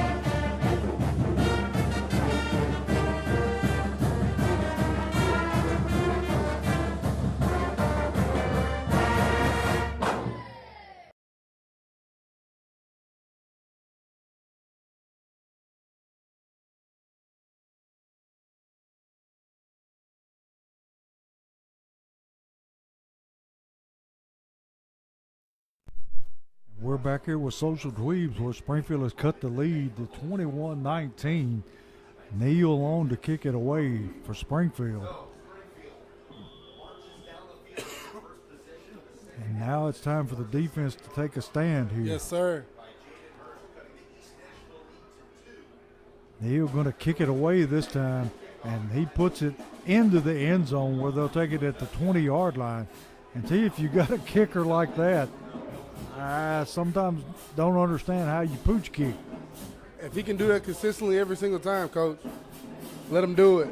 Yes, sir. I think Coach Wilson was kind of maybe eerie of something he may have seen in pregame. I don't know. I'm not speaking for him, and that was the game plan to just pooch it up and not let their dangerous returners get the ball in their hands. And a few mistakes on our part at the beginning. We had an onside kick we could have recovered, Coach. Just couldn't get on it in time. and I think we had 2 of them go out of bounds. So, hey, let's kick it deep and see if they can drive the length of the field on this defense. So they're going to be starting at their own 20. Quarterback going to hand to the tailback, going to be stuffed right there at the line of scrimmage. I think it's number 52. He getting up and letting them know too, Coach. Cameron Hollingsworth getting up and let these Nashville sideline know he's here. So he drops him right there at the line of scrimmage. Going to bring up 2nd down 10. Eagles back to the line of scrimmage quickly. Quarterback looking to throw, throws the quick out. Man using that speed, gets it up to the 25-yard line, going to be tracked down. And did he not just throw a punch and hit Woodson? I didn't see it, Coach. No, it wasn't Woodson, it was Cobbins. 3rd down. 3rd down and about 4. Got to run the jet sweep. And they're going to be able to track him down. And got a flag thrown in. They're going to call a horse collar, Coach. Yes, they are.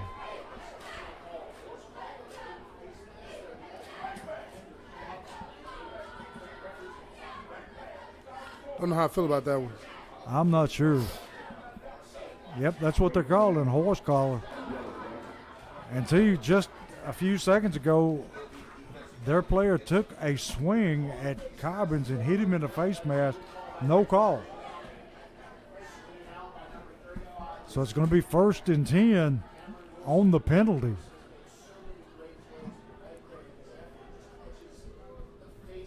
Ball going to come all the way out to the 41-yard line of East Nashville.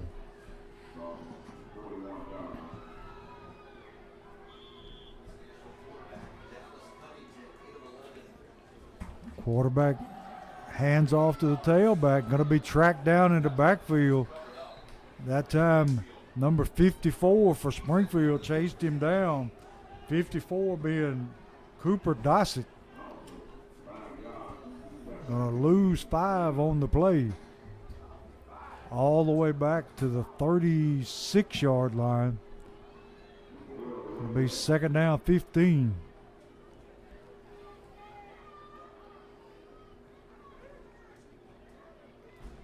Quarterback dropping, looking to throw under pressure, and he throws it out incomplete. How'd he get out of there, Coach? I'm not sure. He was wrapped How'd he get up out of there? and threw the ball with a man wrapped around his waist. Wow. Playmaker. Stout young man to be able to throw the football like that with Yes, somebody he is. holding on to him. It'll be 3rd down and about 14 to go. Springfield needing a stop right here.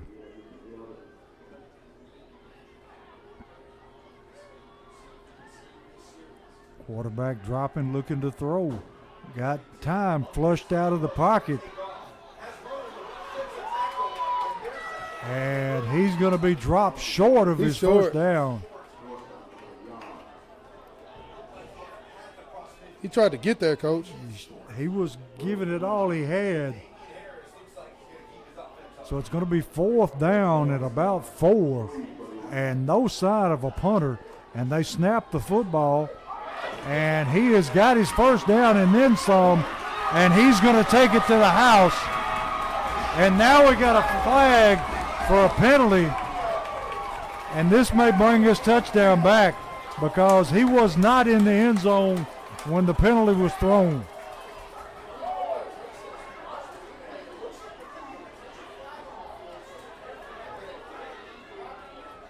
That's going to hurt, Coach. Yes, it That's will. a 4th down play. Yeah. That's a 4th down touchdown. And this was a blind, he hit him from the blind side.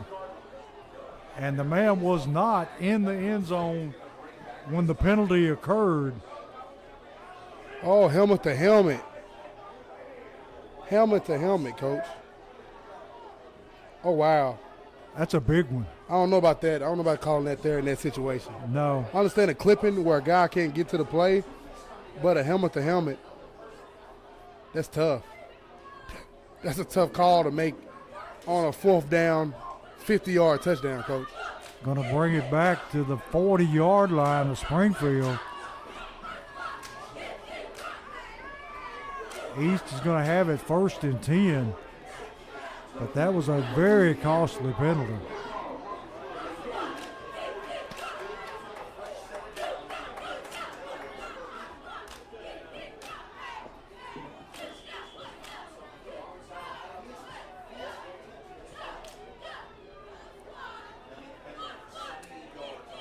Going to run the jet sweep, and he's still on his feet at a 35-yard line, going to pick up about 6.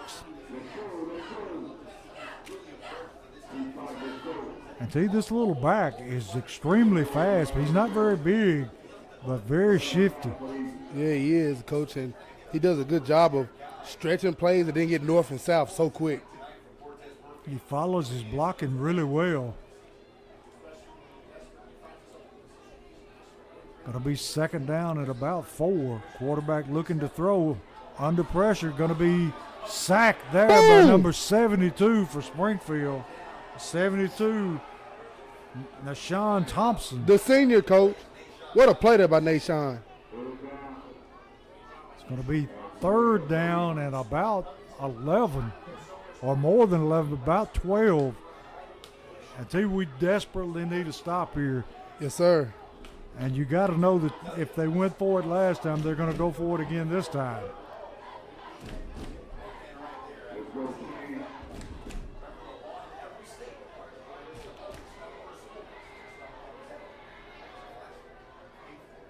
Quarterback dropping to throw. Throws it deep down the sideline. Going to be caught and going to be wrestled out of bounds at about the 18-yard line. And see, this quarterback has got it on. Yeah, he does. You give him time in that pocket, Coach, he's going to make you pay for it. So it's going to be 1st and 10, Eagles. And they make injury timeout for each Nashville player down on the field. 1:16 remaining in the 3rd quarter. East Nashville 21, Springfield 19.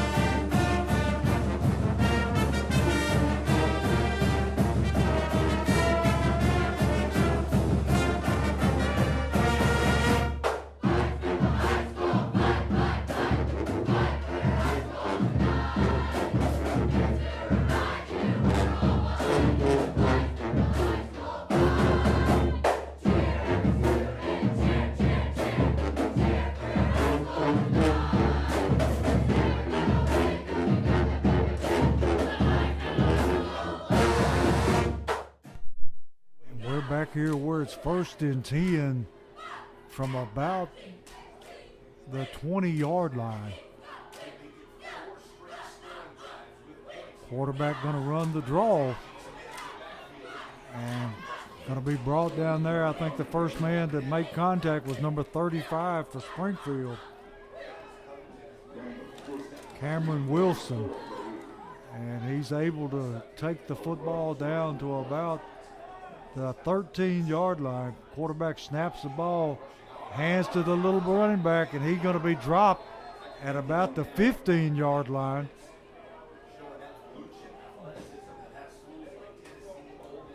Going to bring up another 3rd down and about 6 yards to go. Springfield desperately needing a stop. Trailing 21-19.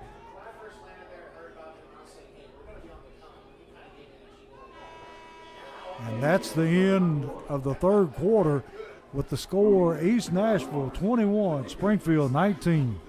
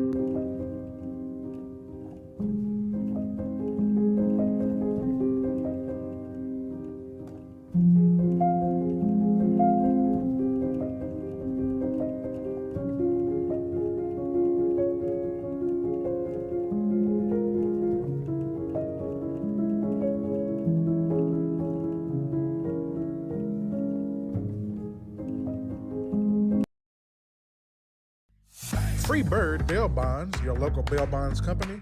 Call Josh England today.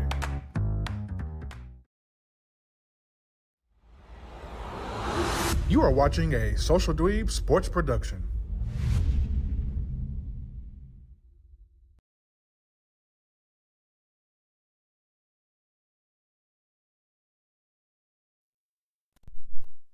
We're back here to begin the fourth quarter.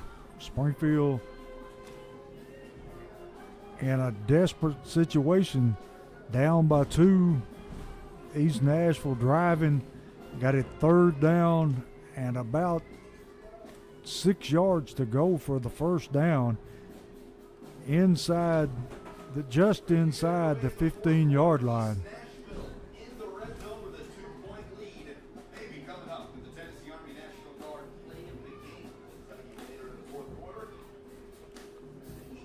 This is a big next 2 downs for the Jackets, Coach. Do you dial up pressure here, T? I mean, you got to at this point, Coach. Make them uncomfortable. But the thing is, when you do dial up pressure, make sure the back end got their guy. So third down. Quarterback going to hand to the tailback. And he's going to be rolled up right about, let's see, about the 11-yard He's line. about 3 yards short. Yeah. Going to bring up another big fourth down. East Nashville back to the ball quickly. Going to hand to him again, and I don't think he got it. No bueno. Stopped. And T, who was that in on the tackle? Was that number?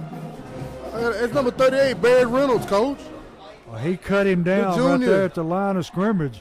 And we got a Springfield player down on the field. Looks like number 59, but we can't say for certain.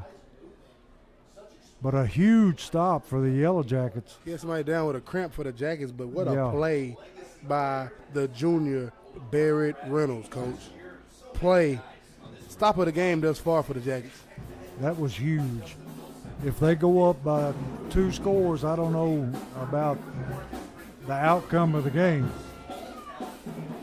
Now the Jackets, they going to get some points off his, Coach. 8 to be exact. And they take the lead. Springfield player up, walking off under his own power, which is good to see. But Springfield will have the football at their own 11-yard line. For the Jackets, it's number 69, the senior, Cortavius Herring, with some cramps right there, Coach.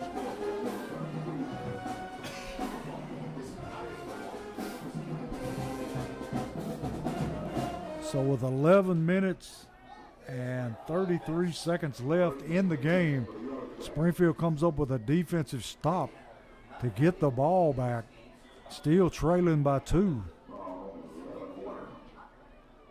Ball at their own 11-yard line.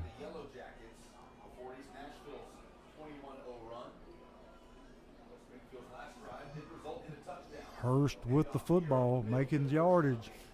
Takes it out. Let's see where they spot it. They're going to spot the football. Well, at about the 19-yard line. So it's going to bring up a second down at about 3, maybe 4.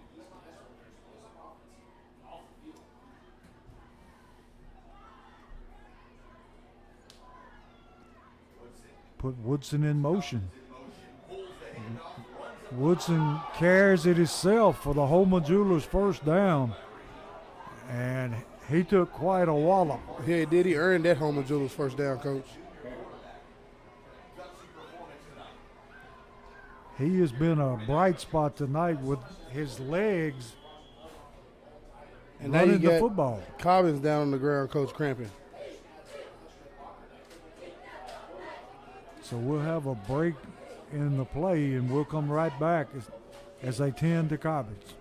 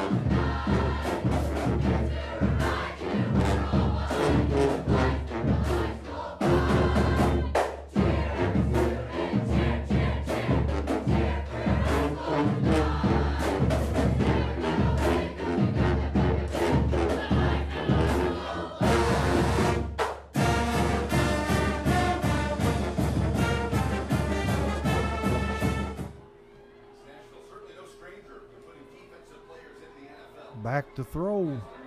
And incomplete. He's going to bring up 2nd down 10. And that just went through the hands of Payne that time, Coach. On that little slip he scored on last week with a big run. That time he thought about the rumbling and bumbling on the sideline, Coach, and didn't finish the first part of that play by catching the football. Yeah, got to catch it before you can run. So it's going to bring up 2nd down 10 from about the 24. And T, is there a flag on the play? It has to be. They called roughing the passer, Coach. They sure did. Going to move the football all the way up to the 39-yard line. It'll be a Holman Jewelers first down by penalty. And I'll take any gifts they want to give me over here to Nashville tonight. Yes, sir. So 1st and 10, Yellow Jackets. Woodson going to hand to Hurst. Hurst plows ahead for about 7 yards. See, that is one tough little man. Yeah, it is. And the East Nashville defender got up celebrating after that Hurst 5-yard rumble. Well, they're going to say he just picked up 5, so I thought he had more than that. Celebrate after someone carries the ball down the 8 gap for 5 yards on you. They can celebrate that all night. I wouldn't care. Crowding the line of scrimmage. And here they come. And it's going to be intercepted. Trying to hit Bryce Baldwin and got intercepted. It's laundry right there, Coach. Yeah. Right at the spot of that interception. Let's see what this is.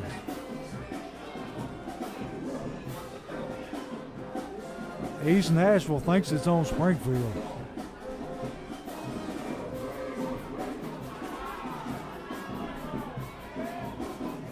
We got a personal foul, face mask against Springfield. On the tackle. So that's going to move East Nashville even further into Springfield territory. Number 2 turnover tonight for the Yellow Jackets. And we've got 9 minutes and 23 seconds left in the game. Springfield trailing 21-19. East Nashville will take the football at the 27-yard line.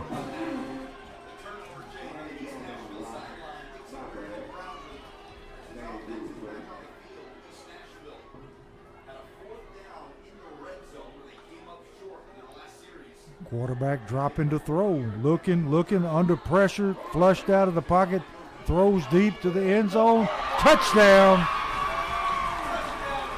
The man went for the interception and left his man. He just ran right past the football, Coach. Yeah.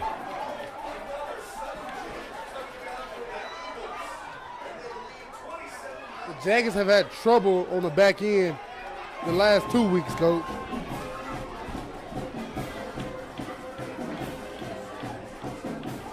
Quarterback bought some time, got out of the pocket, found his man in the corner of the end zone for the touchdown.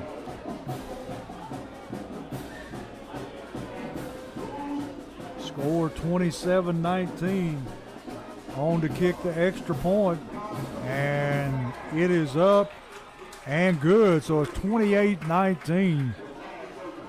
Springfield trailing East Nashville by 9.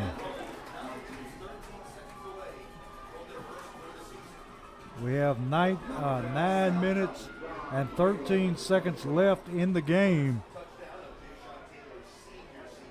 Plenty of time for the Jackets. You just got to take care of the football, Coach.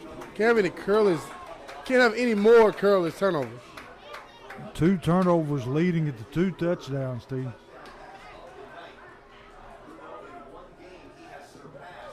I want to make sure everybody know that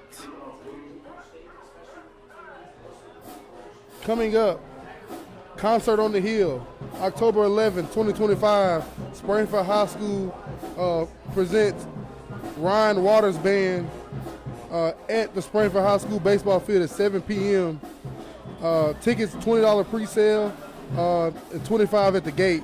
All proceeds go to SHS Baseball Indoor Facility. Concessions will be available. Bring your chairs and blankets and have a great time. East Nashville kicks it away, fielded by Beard at the 20. Beard going to be wrapped up at the 31. And now Springfield has a sense of urgency to answer this score. And I don't know if that's a good thing or a bad thing, Coach. Could be either. 9:06 left in the ball game. Springfield down by 9.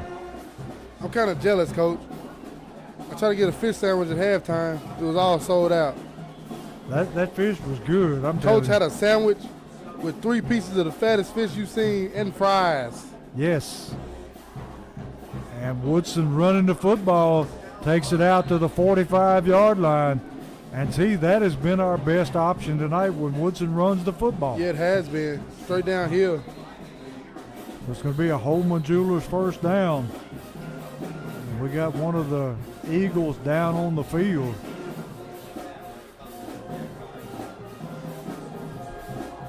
Yeah, Coach. I should have took one of the pieces of fish you tried to offer me pregame. I'm telling you. Coach, I'm get the first piece and said, whoa, I gotta put this down. It's hot, T. It was hot. They was making them fresh, Coach. I seen them over battering them up. It was smelling good, too. At least I got a Kool-Aid from down there. They had fish sandwiches and Kool-Aid, guys. See, it's been so long since I drank a Kool-Aid that I should have got one.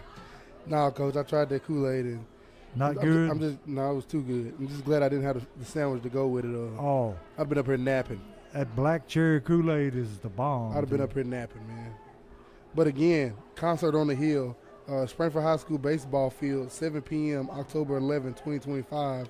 The Springfield High School baseball team is having a concert. Opening act, Michael Linsby. Main act, Ryan Waters Band.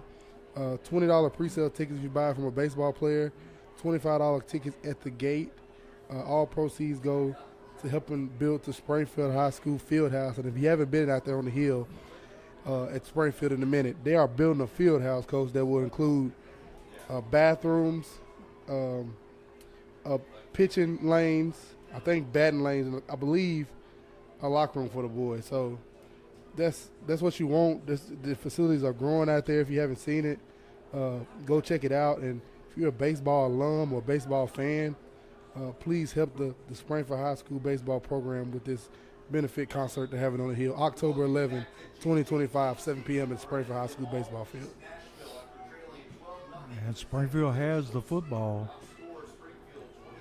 Let's see here. It's going to be first down and 10 from the 46-yard line of Springfield. Got 8:56 left in the game. Springfield trailing by 9.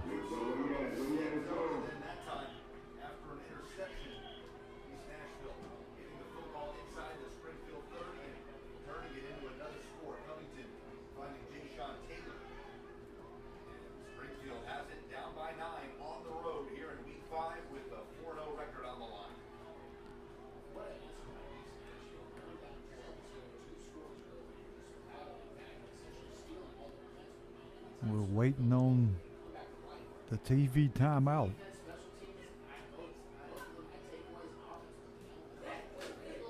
Until you find out a lot about your football team in situations like this. Yeah, you do.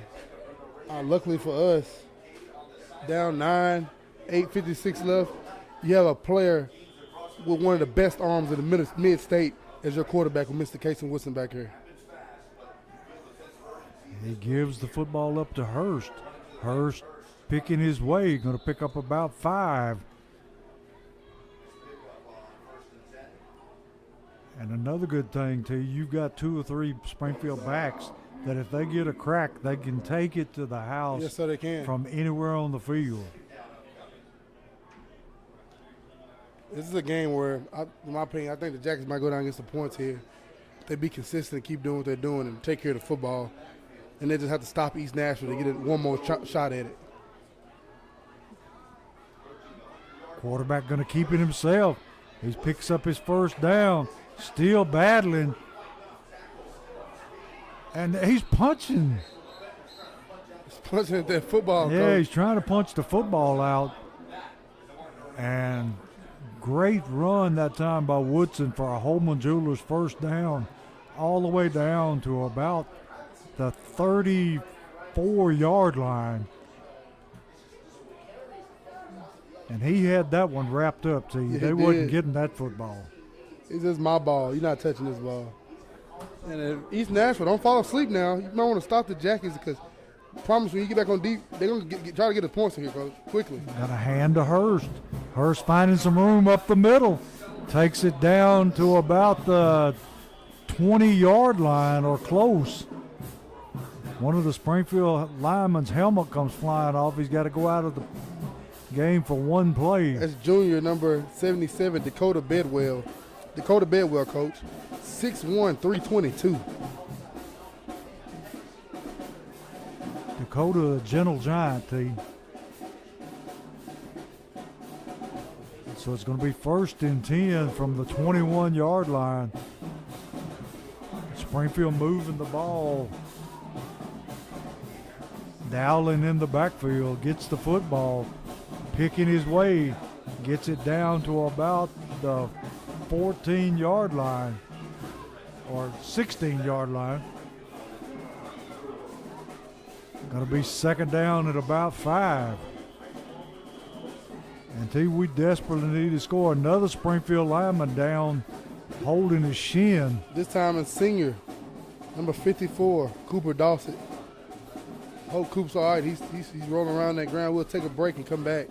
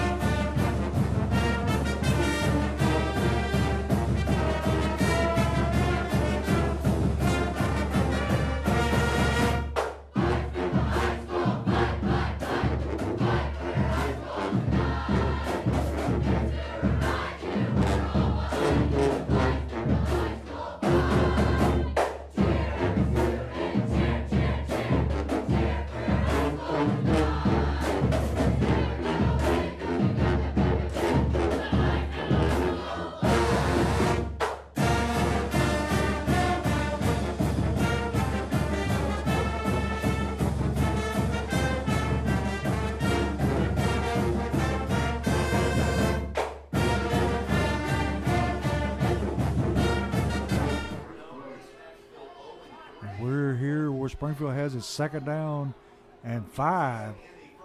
Woodson keeping it himself. Got some running room down inside the 10 to the 9 for another Holman Jewelers first down.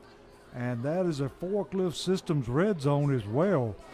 So it's going to be 1st and goal from the 9. And T. Woodson just continues to find a way to pick up yards. Yes, sir. He's rumbling and bubbling downhill. Let's punch it in here, Jackets.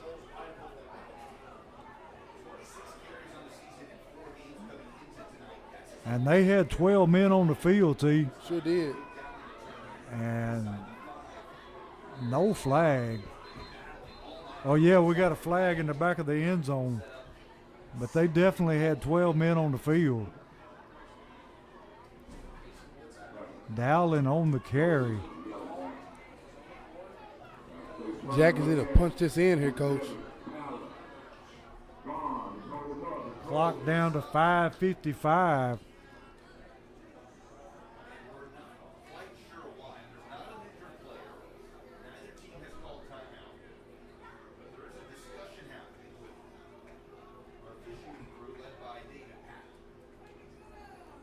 Coach Wilson wanting an explanation on the far sideline. But there were clearly 12 men on the field. When the ball snapped, it sure was.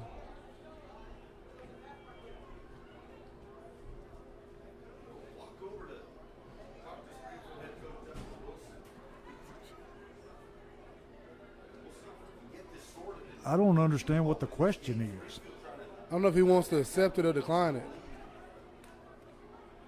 Because you saw a flag, didn't you, Coach? Yeah, it was laying in the back of the end zone.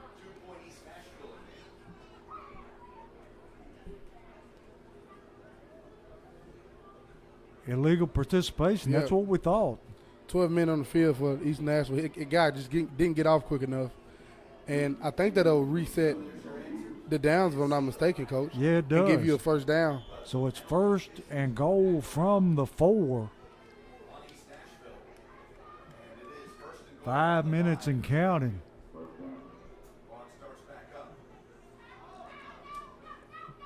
Got a hand to Hurst. Hurst fighting his way toward the end zone, and he's still moving He the got pile. in there. He's in there. And he is in for the touchdown. Boom! Touchdown Jackets, baby. Hurst with a big touchdown run. Yes, sir. Cuts the lead to 28-25. You got you one, Coach. Go that trifecta we like. Yeah. The forklift systems red zone. Do you get a home and Julius first down? And always, baby, cap it off with a Southside Drugs touchdown. And on to kick the ever-important extra point, Gia. Trying to cut it to 2.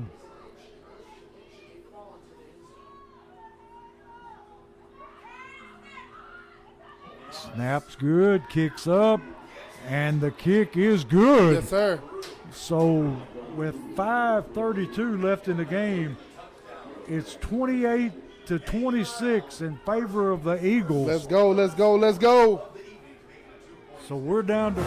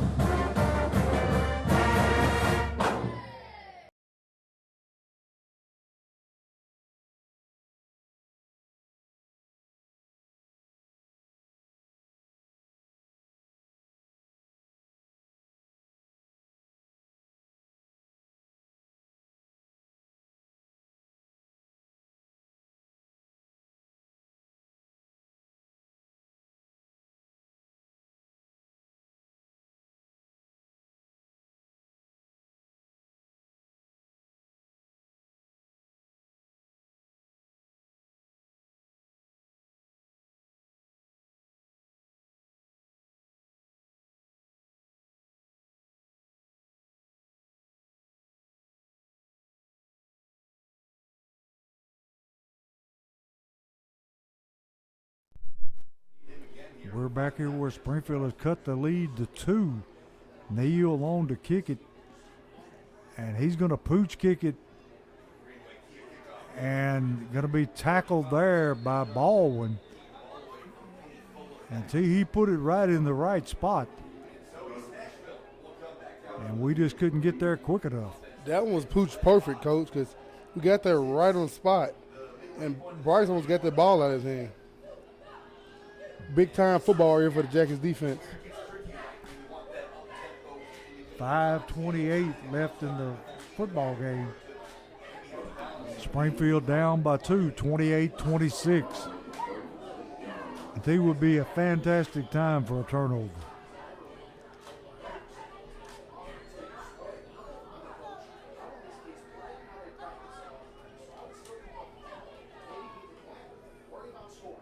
Got a hand to the tailback, and he's going to be wrapped up in the backfield and dropped. Guess who, Coach? Oh, it was a push. He just pushed that man. It's been going on, too. They're just not going to call it. Number 35, the junior, Cam Wilson. Playing that outside linebacker spot. Perfect, Coach. So it's going to bring up a second down and 15. That's how you don't let nothing outside of you. Force everything back inside. Got to set those edges.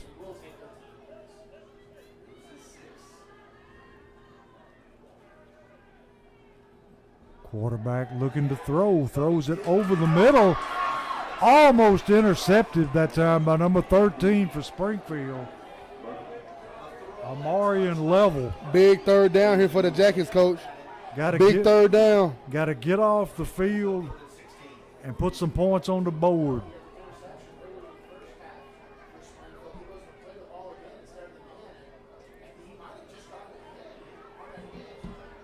Big one, Coach. Springfield on the blitz. They get him into way short of his first down. Trusty on the stop for the Jackets. The Jackets gonna get the ball back, Coach. Going to be fourth down and about 14 yards to go. That's how you do it right there. That was perfect. Three plays off the field. Got to take this punt and make some hay here. Got 4 minutes and 13 seconds and counting down. And they're going to let it run down as far as they can. We got Beard and Cobbins back to return the punt. And punting has not been one of their better features tonight. Well, it hasn't. And they go to a timeout, Coach. Get you a few scores while we sitting around.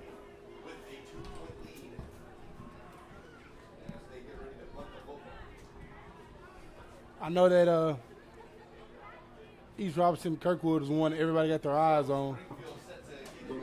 East Robinson stepping up in classifications tonight and playing 6A Kirkwood.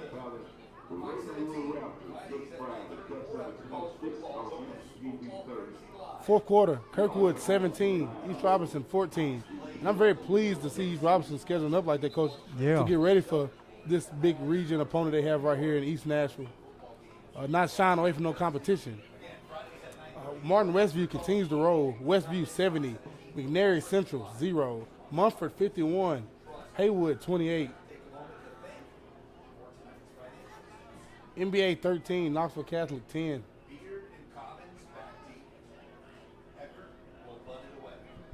East Nashville lining up to punt it away.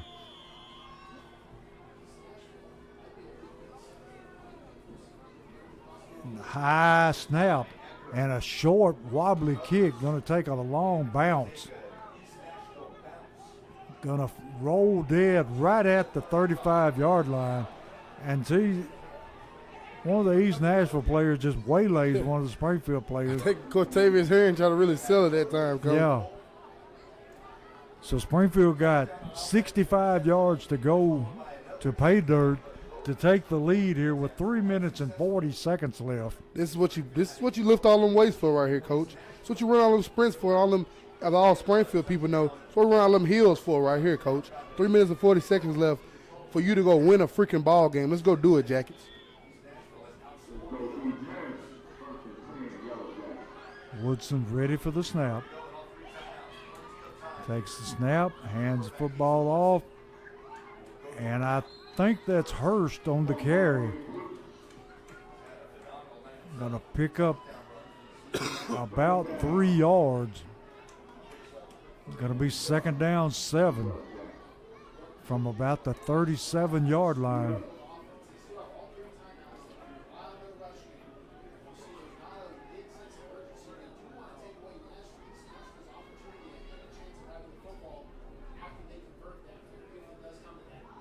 Woodson going to take it himself.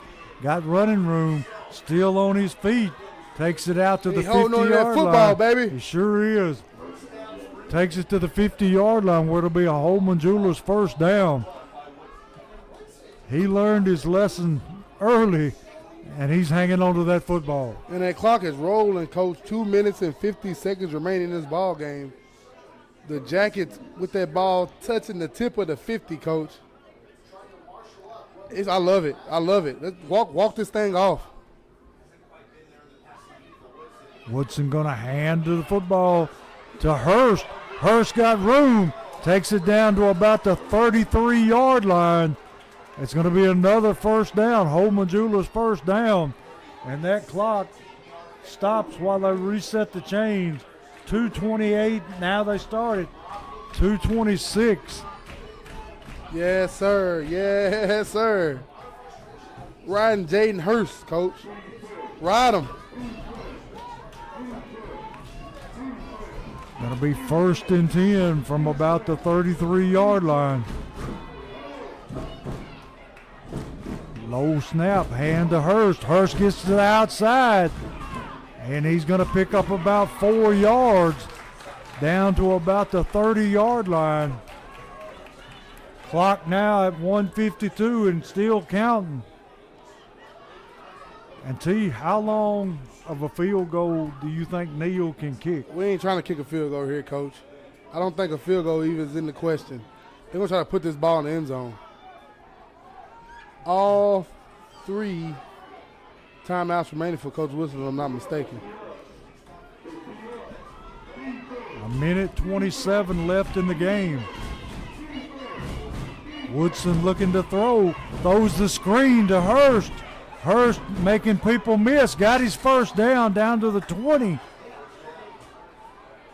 So that'll stop the clock while they reset the chains. Got a minute and 13 seconds left. Holman Jewelers first down, Coach. A big one, too. And a forklift system red zone. We just need the Southside Drug touchdown now. Yes, sir, to cap it off. Woodson gonna run it, and he takes it down, and a flag comes flying in from way in the back. And we'll have to wait and see what this is. But by the way that the East Nashville kids are reacting, it's gonna be on them. It is a personal foul, face mask. Yes, sir. Big penalty here. They go you another Holman Jewelers first down, courtesy of face mask, Coach. 52 seconds left in the game. Springfield driving. And won't the clock start as soon as they spot this football? It should. Springfield knows it too. They're coming to the line of scrimmage. And it's going to be Springfield football right at the 10-yard line.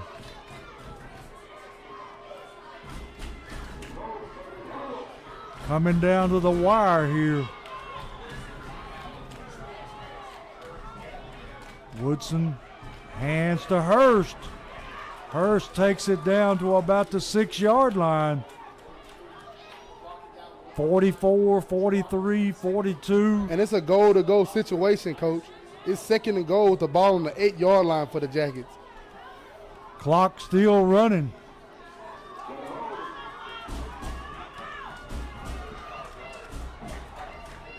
Got a hand to Hurst.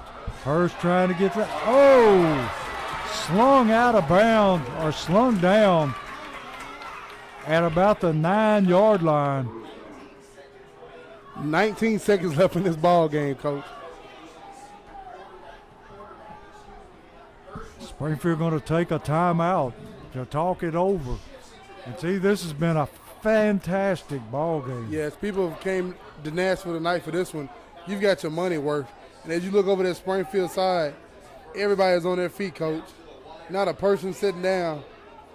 This is a big one. Going to be 3rd and goal from about, let's say, the 7-yard line. Got 2 shots to get 7 yards.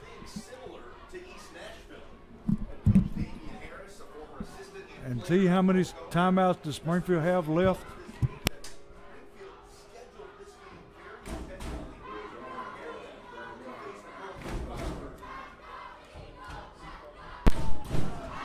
That I'm not 1,000% sure of, Coach, because They don't have it on the clock, but it's still one beside the Jacket side on guess. So 19 seconds left. Yellow Jackets with the ball at the 7-yard line. 3rd and goal. And Get in there, Jackets. Let's get in there. For the first time tonight, Cobbins draws single coverage. Woodson runs the football down to about the 3-yard line. Going to be 4th and goal from the 3. The coach getting the timeout. 13 seconds left.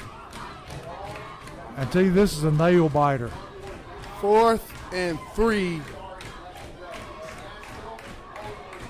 13 seconds remaining. One play, coach. One play for the whole bundle. One play. You couldn't ask for a more electric game here tonight. Especially, I know these My TV 30 people over here are loving it. People are tuning in, seeing Springfield football probably for the first time this season. Loving it. East Nashville people, it's just a great, great environment here tonight. Good football.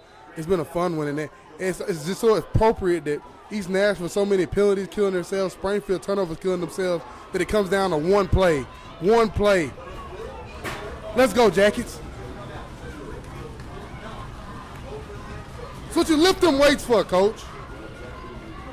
Going to be 4th and goal from the 3. We're going to kick it, Coach. Oh, we're going to kick the field goal. And our kicker, Gia, on to kick it. And they're going to try to ice him with a timeout.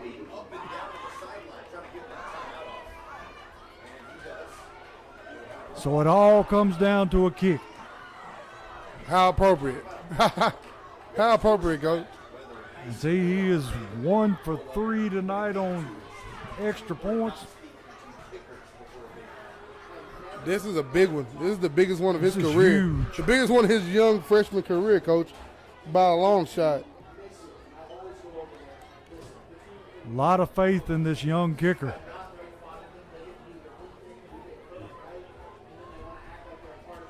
And the thing that matters, Coach, is, of course, always the snap, the hold, blocking, and then lastly the kick.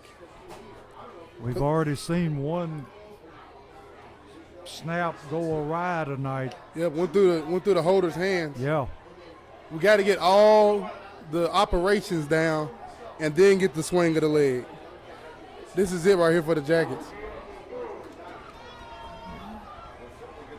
The East Nashville student section ready to rush the field here. Well, there's going to be time left. There's 13 seconds remaining in this Yeah. ball game. So here we go. And we've got another timeout for East Nashville. Can you call consecutive timeouts in high school? It used to be a penalty to you. I don't know what it is now, but you used to not be able to call 2 consecutive timeouts. I don't know about that, Coach.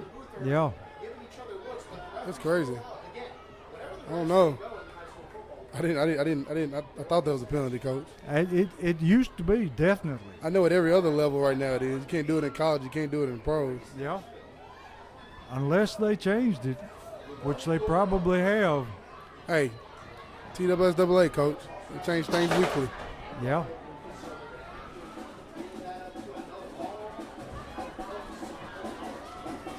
Everybody on the Springfield side is just like me right now, Coach. On pins and needles. If they could be pacing, they would. We got a few on the fence down there, Pace, if you can see on the right Yeah. down there. And that noise is not thunder. It is the East Nashville faithful. So it all comes down to this. Snaps good, kicks up, and the kick is good. Woo! What about that, Coach? What about that? Little freshman kicker, cool as the other side of the pillow, What puts about it that? through with 9 seconds left. And he was like ice water, T. Ice water in his veins, Coach. we talked about the operations. You got the snap, you got the hold, you got the block, and the swing of the leg was the cherry on top. So now it comes down to a kickoff and 9 seconds on the clock.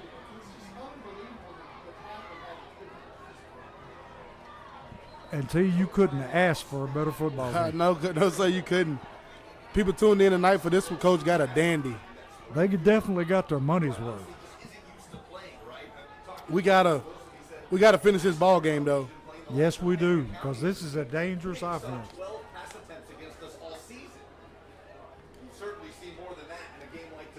Wow, what an electric night here in East Nashville. And we'll see what they choose to do with Neal. And not a single Springfield fan has left, Coach. No. I see Dr. Tucker, Springfield High School principal. He's getting down towards the field, but you got somebody with their shirt off over running, jumping. I mean, it's electric going on in here, and you always want to be on the winning side of one of these, and hopefully the Jackets can finish it off right here, Coach. Neal on to kick it away. No timeouts remaining for East Nashville, and Coach Wilson just burned his last. He wanted to see how they were set up to return this kick. Do you kick this thing out of the end zone, Coach? Do you just pooch it again? I think I would kick it away. Because everybody was up, and there was nobody from the, 20-yard line to the end zone. There wasn't anybody. Do you kick it hard as you can down the middle? That's a possibility. And T, do you see one of those Stanford toss the ball around here? I ain't got time for that tonight, Coach. Yeah. But you practice every situation it is in the book. And they definitely have speed to burn. So this isn't like the game is over. No, sir.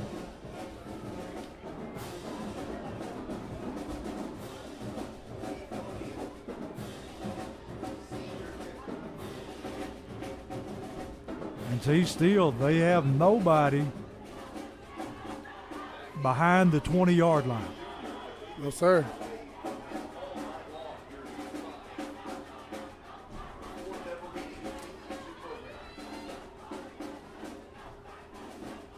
Keith O'Neal on to kick the ball. Oh, wait, 9 seconds remaining in this ball game. And he's going to pooch kick it. And they call for a fair catch, so they'll have the football at about the 36-yard line. And no time, 1 second came off the clock. So 8 seconds left in this game. And T just got to keep everything in front of you and nothing gets behind. Nothing at all.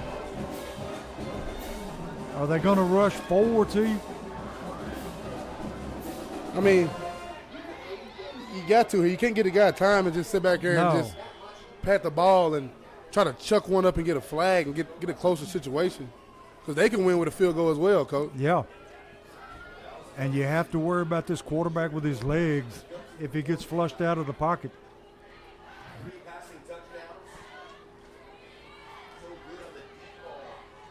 Springfield with 4 men deep.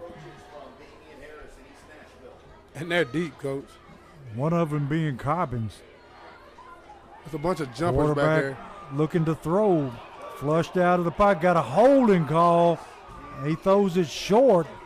Incomplete, but we've got a holding call all the way back here at the 34-yard line. And it's going to be declined. And the whistle goes off.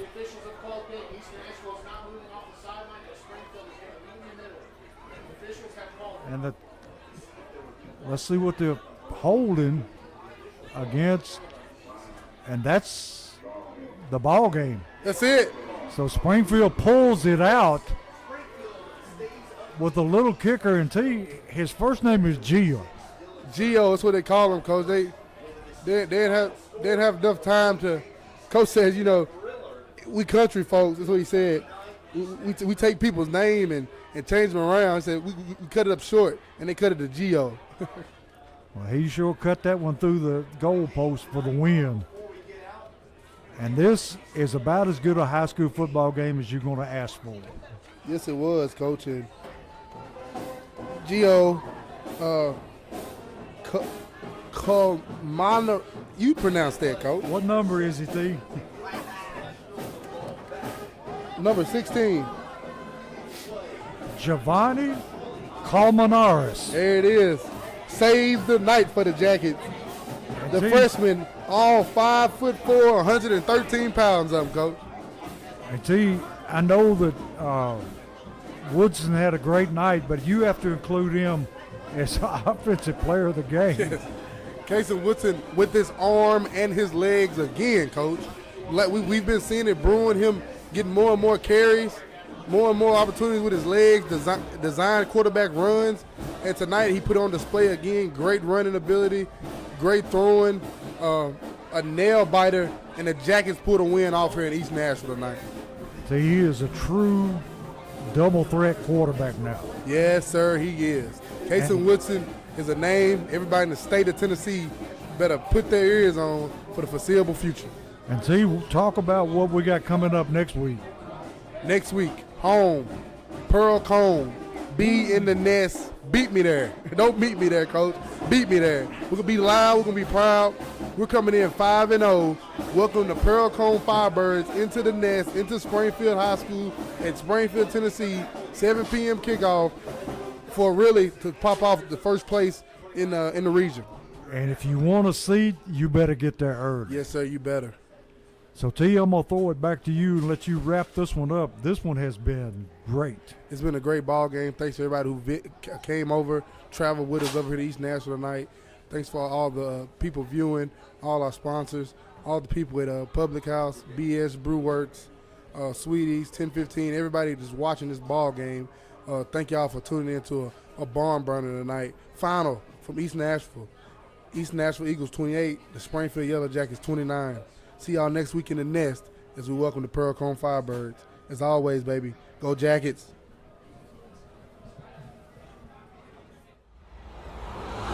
You are watching a Social Dweeb Sports production.